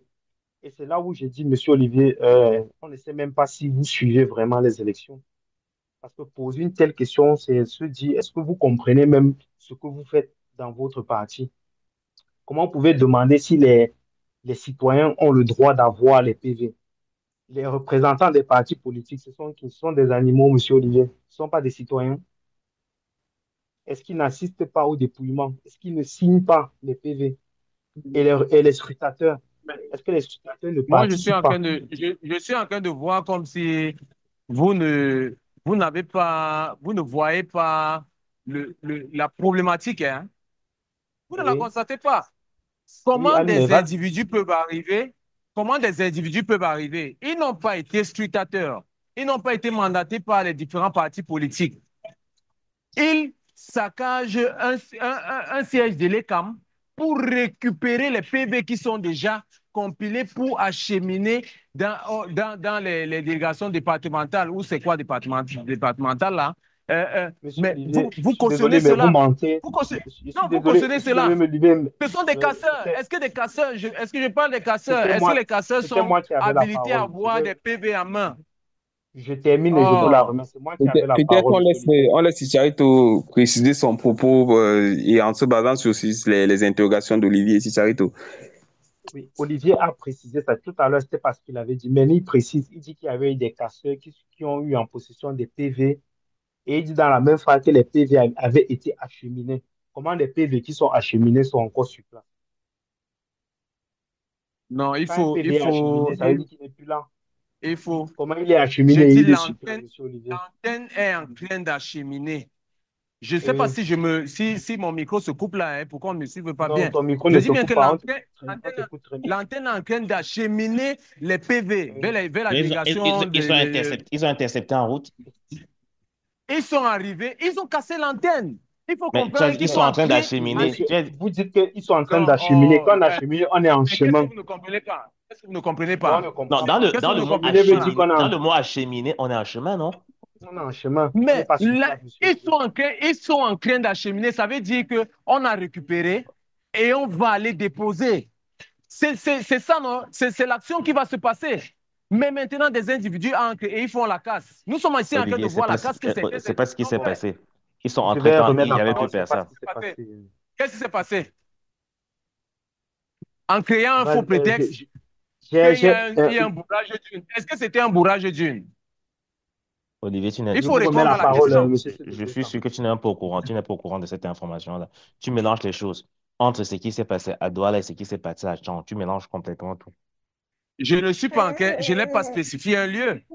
Mais non, tu es en train de tout mélanger parce que tu décris deux événements qui se sont passés à deux endroits Non, différents. je n'ai jamais cité Tian et je n'ai jamais cité Douala. Je suis en train de parler de l'information qu'on a reçue et Ils qui sont a en train été d'acheminer. Ça s'est passé où? Faut pas être dans le verbiage ça s'est inutile. passé à Douala. Il faut voir Voilà. le discours, il faut voir la réaction du préfet du Vouri. Qu'est-ce qu'il a dit? Il vous a bien Dites-nous. relaté les faits. Oui, dites-nous. Mais c'est comme ça que ça s'est passé. Pardon, vous mentez, monsieur. Désolé de le dire ainsi. Non, allez-y. Comme vous connaissez, allez-y. Monsieur, vous mentez. On s'informe Allez-y. avant de venir à l'émission, Alors, monsieur Olivier. c'est Je dis Pierrot, quelle que, pourrait être la part de allez-y. vérité ici pour préciser, La part pour de avoir vérité, été sur c'est le quoi? terrain. La part Dites-le. de vérité là, on écoute, on va écouter peut-être c'est Pierrot alors pour en savoir plus. Je suis à Douala. Je ne parle pas de Tchang. Je suis à Douala. Pour le cas de Douala, il nous était rapporté, que ce soit les médias ou les autorités, que monsieur serait arrivé à Ilekam pour prendre sa carte le lendemain du scrutin, le 13. Arrivé, il a vu des... Ça s'entrecoupe un peu, c'est Pierrot. Est-ce que tu pourrais recommencer s'il te plaît? Ça s'entrecoupe Je un dis, peu. vous m'écoutez là bien? On Là, on t'écoute t'écoute très très bien bien, c'est maintenant. Pierrot. J'ai dit, dans le cas de Douala, où moi je suis, les autorités et même les médias ont rapporté l'affaire comme ceci. Un monsieur est arrivé à Ilekam pour récupérer sa carte d'électeur. Le lendemain du scrutin, le 13, arrivé en salle, il a vu des, des employés de l'ECAM qui étaient en train de ranger les PV. Parce qu'on ne peut pas parler de bourrage d'urne le lendemain d'une élection. Ça ne marche pas. Ils étaient en train de ranger les documents. Il se débarrassait des bulletins restants. Il les jetait. Le monsieur est sorti, alerté. D'après ce qu'ils disent, on a dit ils sont en train de bourrer les urnes. Et la population, bon, je ne sais pas s'ils n'ont pas réfléchi, puis ils sont juste allés. Ça, c'est l'information qui est sortie à Douala. Donc, je ne sais pas ce que vous racontez, monsieur Olivier. Ça, c'est l'information de Douala. Ne nous dites pas on a Donc, cheminé rien. donc, oh là là. Il faut Olivier d'abord reconnaître que... Oh là là. il fait son Il faut RDPC, comprendre, c'est normal. il faut comprendre le sens D'abord que tu n'as le pas... sens. Non, il n'y a pas de Non, sens. non, Parle... non. Non, ne nous parle pas de Je pensais sens. que tu allais dire quelque chose. Je pensais que tu allais dire quelque chose de différent. Mais Donne les informations qui sont fausses. tu as vite fait de me dire que je suis en train de mentir. Alors que tu es en train de raconter la même chose. Olivier, Tu es en train de les faits, raconter la les même faits, chose. Qu'est-ce que le non, préfet a dit? il raconte pas la même chose que toi.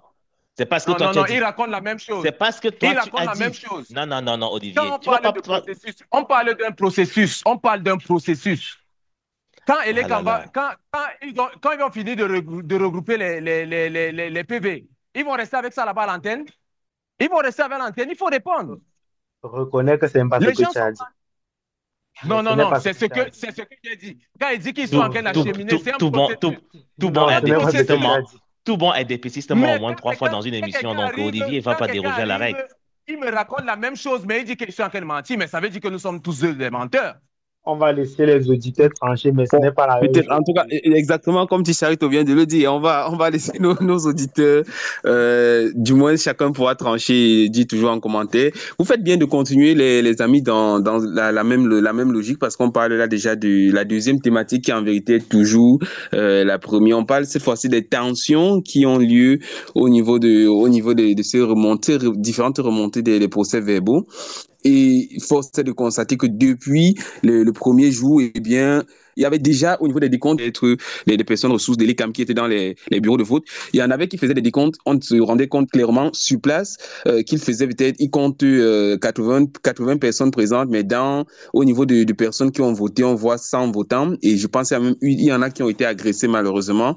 Et ça nous permet de comprendre aussi la tension qui est latente au niveau de l'attente, en fait, l'attente qui est au niveau de la tension latente, pardon, qui est existante déjà au niveau de la population. Et ça me permet aussi de poser maintenant la question. Peut-être je vais aller par, c'est puis aura déjà pris la parole, Chicharito. On va commencer avec toi, peut-être, Joe.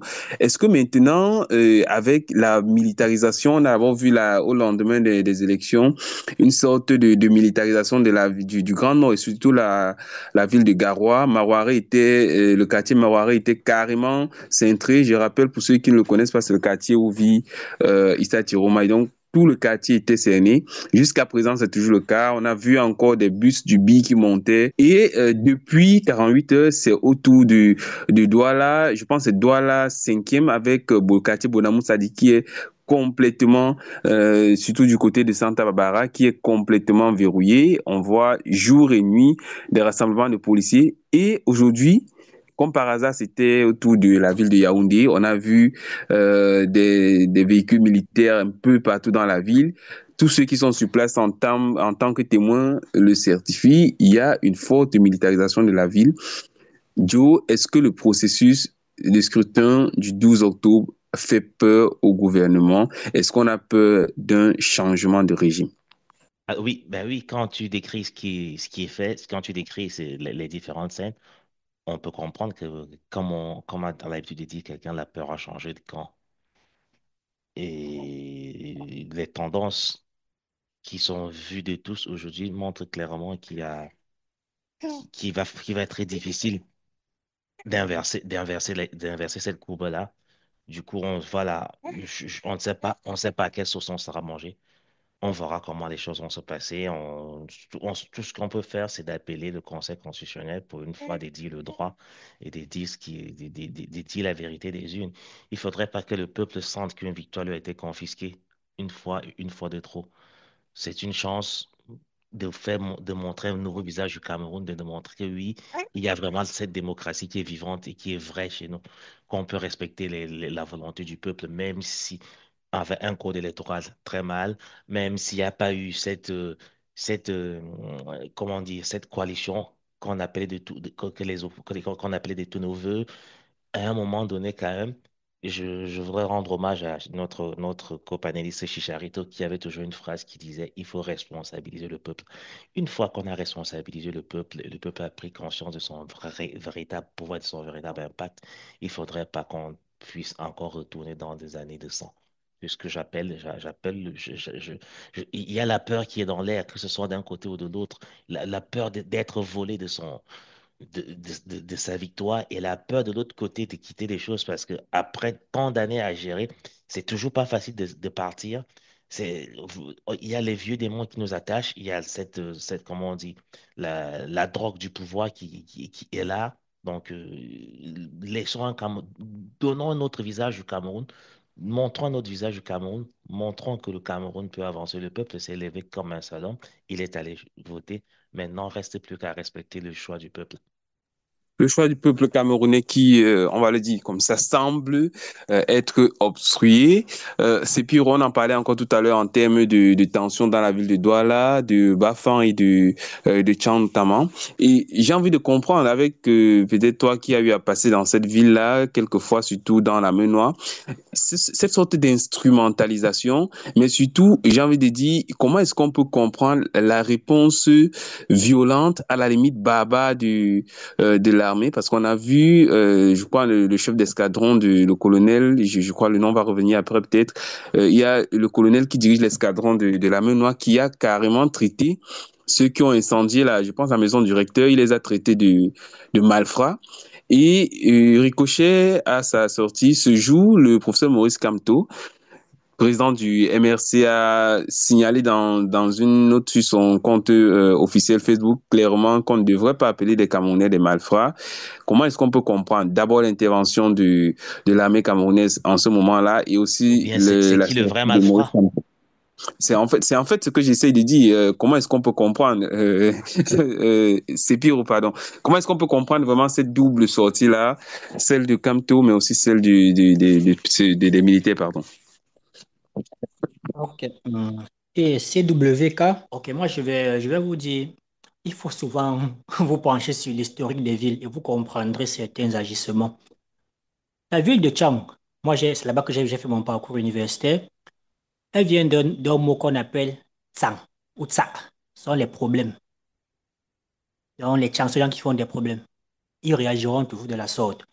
Bafang, où j'ai grandi, c'est une ville frondeuse. Tout le monde le sait. Là-bas, le RDPC ne gagne que par négociation. Douala également, c'est une ville frondeuse. Donc, lorsqu'on est arrivé ces villes-là, c'est normal. On sait que ce sont des gens qui vont réagir au cas de tout. Dès qu'il y aura un petit manquement, ils vont réagir. Douala, je parle bien de Douala. Bafang, ce sont les villes que je connais. Les autres, je n'ai pas été pour connaître comment les populations réagissent face à ces situations. Maintenant, la sortie des militaires, leur intervention, je peux la comprendre. Il faut que je la comprends. Je la comprends dans l'intervention, pas dans les propos, dans l'intervention. Parce qu'il y a des édifices publics qui sont en train d'être détruits. Donc là, sur le tas, il n'est pas évident de vraiment de dialoguer. Face aux gens qui sont en train peut-être de brûler, un pas de justice, avec tout ce que ça va entrer comme conséquence, et vous arrivez à avoir un dialogue. Je pense que pendant la journée, il y a eu un dialogue. Il y a un monsieur qui a dialogué avec la population pour leur dire, bon, libérez au moins la voie publique, que ceux qui voyagent puissent passer. Mais lorsqu'on arrive au niveau, il y a des échauffourées où on commence à brûler les édifices publics, sont des biens qu'on détruit. Bon, elle est violente. La réponse peut-être aussi sera violente. Et moi, je comprends, puisque des vies étaient mises en danger. Mais maintenant, sur le discours, il y a un discours qu'on emploie lorsqu'on est en période de crise. Ce discours ne doit pas être prononcé dans le cadre de sortir les gens de leur en fait, de casser l'environnement. Il faut regarder de l'environnement. Nous avons pris des manifestants qui, après avoir attaqué ci et là, se sont rendus sur le recteur. Des manifestants, des personnes déçues, des gens non identifiés, mais souvent on dit non identifiés, puisque vous ne connaissez pas encore, on n'a pas encore qualifié. Mais pas les traiter de malfrats. Moi, ce sont ces petits mots-là. Les gens vont vous dire, mais nous sommes en train de revendiquer un truc. Et peut-être nous sommes rendus chez tel ou tel parce qu'il fait partie des gens qui tripatouillent les résultats. Vous voyez? Donc, mais vous, le truc de malfrats, ok, agissons comme tel. Et ce sont des petits mots ainsi qui ont conduit à ce qu'on connaît dans deux régions du Cameroun, le Nozo. C'est ces mots qu'on attribue aux gens à l'appel. On balance ça comme ça. Donc, je pense que maintenant, pour ce Maurice Kamto, moi, comme je dis, bon, lui, il est dans ce cadre-là, de rappeler. Parce que moi, j'ai dit n'appelez pas à l'apaisement, mais de rappeler aux gens que vos propos peuvent vous causer plus de dégâts que ce qu'il y a déjà.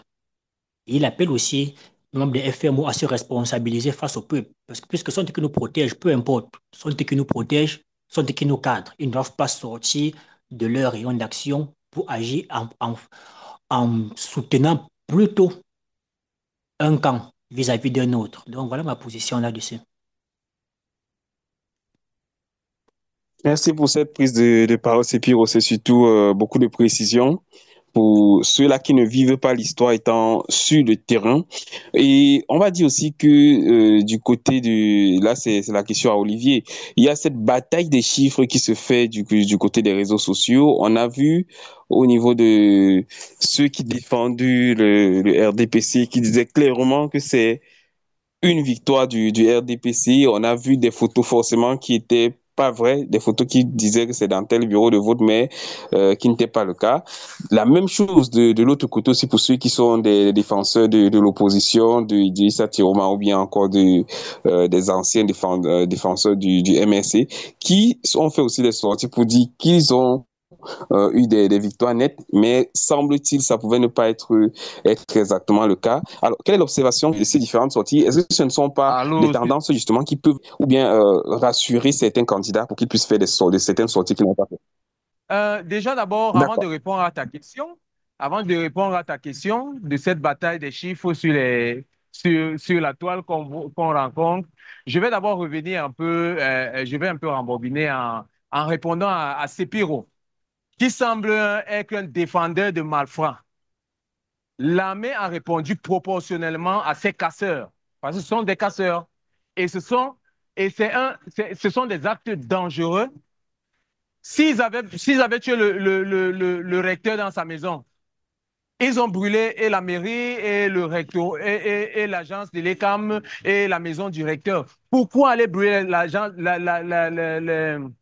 la maison du recteur? Il n'y a pas d'autre manière de manifester pacifiquement parce on va vous prendre comme des agneaux qui sont venus brûler parce qu'ils sont en train de manifester. Non, l'armée a répondu proportionnellement et je pense que ces gens-là doivent être traités avec la dernière énergie. Ils doivent écoper de la peine maximale parce que Alors, ça, c'est sans te couper, hein, Olivier, sans ça, te couper. oui, Je veux juste prendre un cas précis aussi, Olivier, qui peut-être va te mettre un peu du grand amour dans ta prochaine prise de parole. Pour les mêmes oui, situations, on a vu un autre gendarme qui a fait une sortie qui a été relayée sur plusieurs plateformes, toujours sur les réseaux sociaux, où oui. il a intervenu et il a dit clairement à tous ceux qui étaient en train de vouloir barricader la route, il les a dit que ce soit Thierry Ouma, que ce soit Paul Biya ou bien un autre candidat, ils vont pas, si, peu importe qui sera le président, nous allons utiliser ces mêmes routes, nous allons utiliser ces mêmes bâtiments. Ça ne sert à rien de casser. On vous écoute quand vous manifestez, faites votre manifestation, mais ne cassez rien. Et bizarrement, la foule s'est mise à l'applaudir, lui qui est pourtant un soldat. Est-ce que ce n'est pas aussi une preuve que Mais c'est le dialogue et la manière d'amener le sujet qui peut être le problème en ce moment au niveau des corps armés? Et même pour ajouter un peu CWK, d'eau à ici, pour ajouter un peu d'eau à ton moulin, oui, on a vu pas la même réaction à Garoua quand même. Ils ont quand même incendié un véhicule de l'armée. Et le lendemain, ils sont quand même allés faire du tourisme dessus, à démonter les ferrailles et tout, tout. On n'a pas, on n'a pas, on les a pas arrêtés. Donc, voilà. oh, C'était pour aller dans je, ton sens, je, je, CWK. je, je pense que à Garoua, c'est en cours. Mais quand on a déjà interpellé les casseurs, ça veut dire qu'on les a formellement identifiés. On les a formellement identifiés et on les a neutralisés. Moi, je ne suis pas pour la violence. Je pense que je reste encore droit dans mes bottes là en disant que nous devons attendre la fin du processus électoral jusqu'à la proclamation des résultats. Que ce soit 15 jours après ou bien que ce soit le 12e jour, que ce soit. Et j'interpelle et le Conseil constitutionnel donnera la victoire au peuple qui a voté dans son ancienne majorité. Alors, pour ceux qui disent que c'est leur candidat qui a gagné, pour d'autres qui disent que c'est leur candidat qui a gagné, pour revenir à ce que tu étais en train de dire, la question que tu m'as posée, CWK, c'est une bataille des chiffres. Chaque personne a de l'engouement, il a envie il voudrait prouver aux yeux de tous que c'est son champion qui a gagné. Alors moi, je suis pas contre cela, mais je suis contre des chiffres qui sont faits, que ce soit d'un camp ou bien que ce soit d'un autre. Des chiffres qui sont faits pour susciter un sentiment insurrectionnel dans l'opinion.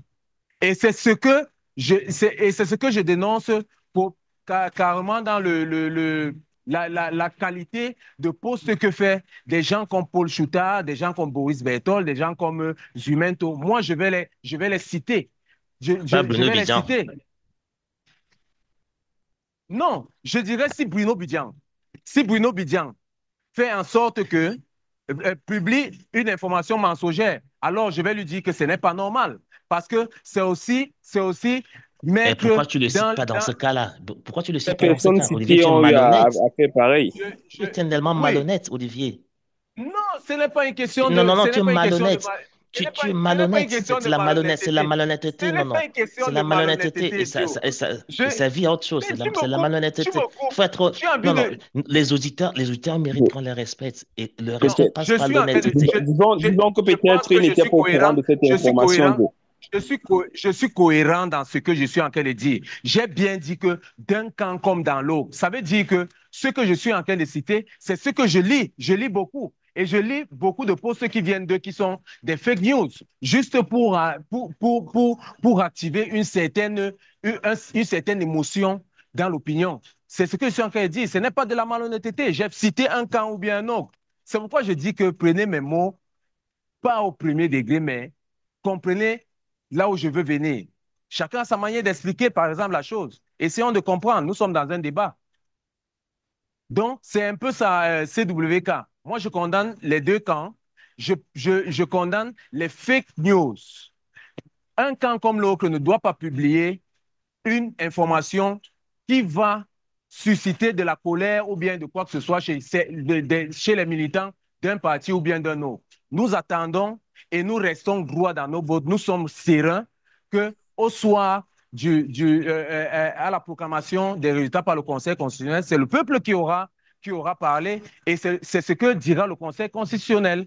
Moi, je ne vois pas d'autre. Quand je vais pas aller me mettre à fouiller les camous, bien chercher les PV ou bien quoi que ce soit, je laisse le processus se faire. Alors, attendons simplement. C'est tout ce que moi je peux dire là. D'accord. Ce sera la dernière prise de parole aussi pour tout le monde. Chicharito, on va sortir avec toi. Alors, on a vu, après que Olivier ait expliqué ce qui se passe aussi bien au nord qu'au sud, il y a ce petit détail-là, on a envie de dire ce détail qui est pourtant très important. On a vu que quand la réaction des populations s'est faite dans le nord, il n'y a pas eu la même riposte au niveau de l'armée que celle qui était au niveau du littoral où on a arrêté des jeunes ou bien au niveau de la mer Noire où on a arrêté des jeunes. Est-ce que quelque part, mon cher Chicharito, on a envie de dire que le candidat Maurice Kamto, finalement, on aurait mieux fait de le laisser parce que la force vive du sud, la force vive, pardon, du nord semble encore plus importante et plus impressionnante que ce qu'on avait imaginé. Je partage ton analyse à 100%. Je crois qu'ils sont en train de s'en mordre les doigts parce qu'ils n'avaient pas, vous savez, ils ont toujours traité, et je parle Olivier là, hein, donc je ne suis pas en train de diffamer, ils ont toujours traité les populations du Nord comme du bétail électoral.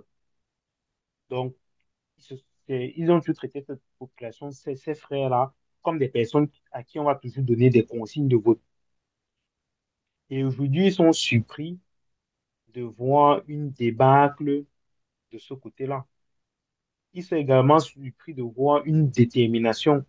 Nous avons tous vu les images, même comme Olivier nous donne toujours l'impression de vivre dans un Cameroun parallèle, où il y a certaines images qu'il voit et d'autres qui ne voient pas.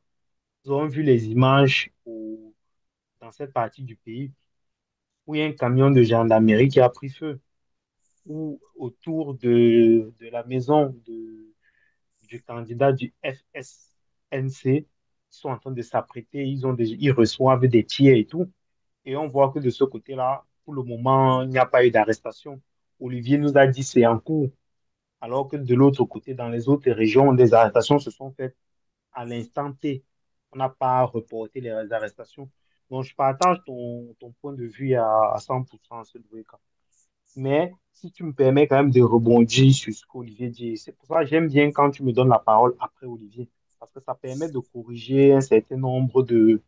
Il y a quelqu'un qui disait qu'il mentait, et il faut être clair, Olivier ment justement sur ce plateau où il dit qu'il condamne Bon, les disons tendances données il dans défend les... son camp avec les arguments Non, non, non, qu'il a non, à non, son non, niveau. non, non. C'est différent de défendre avec les arguments et c'est défendre de mentir. Parce qu'il nous dit il défend, comment dire, il condamne les chiffres dans les deux sens. Mais vous avez bien vu qu'il cite les lanceurs d'alerte d'un côté et de l'autre côté. Parce que tout le monde l'a vu. Où Bruno Bidjan, Raoul Christophe Dia, Ernest Obama prennent les mêmes chiffres et donne deux villes différentes, par exemple, ou bien l'une-même image, mais avec deux bureaux de vote complètement différents. Ça, il aurait aussi pu le relever. S'il veut nous dire sur ce plateau qu'il est honnête, l'honnêteté intellectuelle voudrait dire qu'il relève ça. Mais il fait exprès de ne pas le relever et de relever d'un côté. Pourquoi? Tout simplement parce que quand ça ne l'arrange pas. C'est ce que je disais, quand il parle de l'égalité, ce n'est pas un légaliste, c'est un farceur. Et dans sa farce, justement, c'est que lorsque ça lui convient, même si c'est faux, il préfère mettre ça sous la couverture. Et de l'autre côté, il excipe immédiatement, même si c'est quelque chose de positif. Là, il va peindre cela en noir. Et donc, ça, il faut le dire. Et donc, vous avez suivi aussi tout à l'heure, il disait que ce n'est pas à lui d'aller fouiller les PV. Il va attendre les résultats donnés par le Conseil constitutionnel. Au jour d'aujourd'hui, en 2025, en Les octobre résultats donnés par 2025. Elecam. Non, il a dit par le Conseil constitutionnel. Aujourd'hui, Oui, oui, en exactement. 2000, c'est ce qu'il a dit. Aujourd'hui, en octobre 2025, vous connaissez un seul Camerounais qui s'est dit qu'il ne suivait pas son vote en dehors des militants du RDPC. Pourquoi? Pourquoi il nous renvoie tous au Conseil constitutionnel? Parce qu'ils connaissent déjà les résultats à l'avance. C'est la raison pour laquelle, normalement, tout Camerounais lucide devrait se dire que tout commence par les PV. On doit avoir les PV sortis des urnes. Mais il vous dit que ça ne l'intéresse pas, les PV sortis des urnes. Ce qui l'intéresse, c'est la décision du Conseil constitutionnel. En d'autres termes, vous voyez quelqu'un qui vous brandit le fait d'être légaliste, mais qui sait très bien que entre les résultats sortis des urnes et les 2 semaines, beaucoup de choses peuvent se passer, comme nous l'avons démontré ici. Et donc, on peut brandir au niveau du Conseil constitutionnel des PV frauduleux. Et le Conseil constitutionnel, sur la base de ces PV frauduleux, peut donner la victoire à un candidat au détriment d'un autre. Mais ça ne les dérange pas. L'essentiel, c'est que son candidat soit déclaré vainqueur, même si les PV sont faux. Et dans la même phrase, il parvient à vous dire que c'est un légaliste. Et c'est pour ça que j'ai dit que les Camerounais doivent être éveillés et sont éveillés et que le RDPC, au soir de ces élections, ils doivent partir. Ils n'ont plus rien à nous proposer. Et donc, je ne vais pas tout revenir sur tout ce qu'il a dit. Je condamne également la violence. Là, au moins, je peux être d'accord avec lui. La Qui a violence, il faut quelque la chose à condamner. proposer? Qui a quelque chose à Il faut, proposer? en tout cas, pas vous. Et donc, la violence, je suis d'accord avec lui. Il faut la condamner. Il faut condamner ce qui s'est passé, c'est à condamner. Mais il faut aussi comprendre, parce qu'on est on a un contexte. Au lieu de toujours utiliser le droit de la force, on peut également utiliser la force du droit, tout simplement. Voilà ce que je peux dire pour sortir. Merci, Cédric. D'accord, on va dire merci à toi, Charito, pour la promptitude et surtout pour le temps vraiment restreint. On est un peu plus de 2 heures passées déjà sur une autre podcast 237 Story. C'est le moment de se dire au revoir. Merci à toi, Charito, pour ta présence encore ce soir. Merci, Cédric, de m'avoir convié au débat. Merci également à toi, Olivier. C'était un plaisir de t'avoir. C'était pas facile avec beaucoup de personnes qui étaient contre toi, mais tu as tenu le bon bout. Merci pour ta présence aussi. Merci CWK et je dis encore merci à mes copanélistes.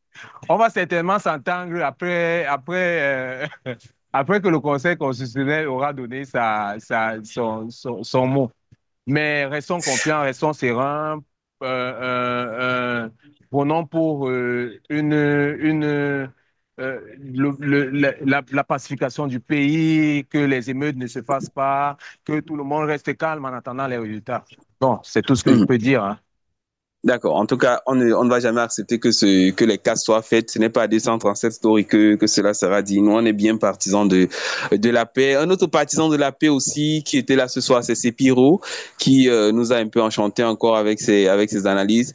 Mon frère, merci pour la présence et on va dire à la prochaine. Ok, c'est WK. Et je vais dire à mon frère Olivier et à tous les autres que nous sommes Camerounais. On n'a pas choisi d'être Camerounais. Et nous sommes condamnés à vivre ensemble, à construire ensemble, peu importe. Donc, on va y arriver. D'accord, on va y arriver. On va y arriver. Et cette construction se fera également avec Joe qui était avec nous ce soir. Je vais se faire comme ça une dédicace à une de ses fans qui dit toujours: est-ce que Joe était à l'émission aujourd'hui? Joe, je vais te dire merci d'avoir été présent. C'est toujours un plaisir de parler du Cameroun. C'est toujours un plaisir d'échanger avec les différents panélistes. On en sort toujours avec quelque chose de plus qu'on a appris. C'est toujours un plaisir de donner son opinion. Voilà, on peut se tromper sur l'analyse, mais les faits restent têtus.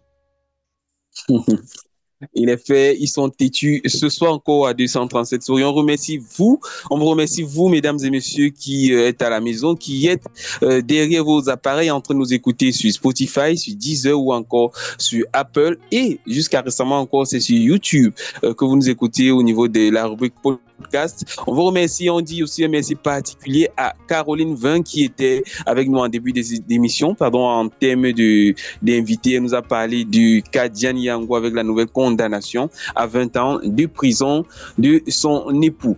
Mesdames et messieurs, ce fut un plaisir. Je suis CWK à la présentation. On se donne rendez-vous dans très peu de temps, aussi vite que l'actualité le permettra, parce que vous le savez bien, le 137 Story est toujours cœur de l'actualité. Bye bye.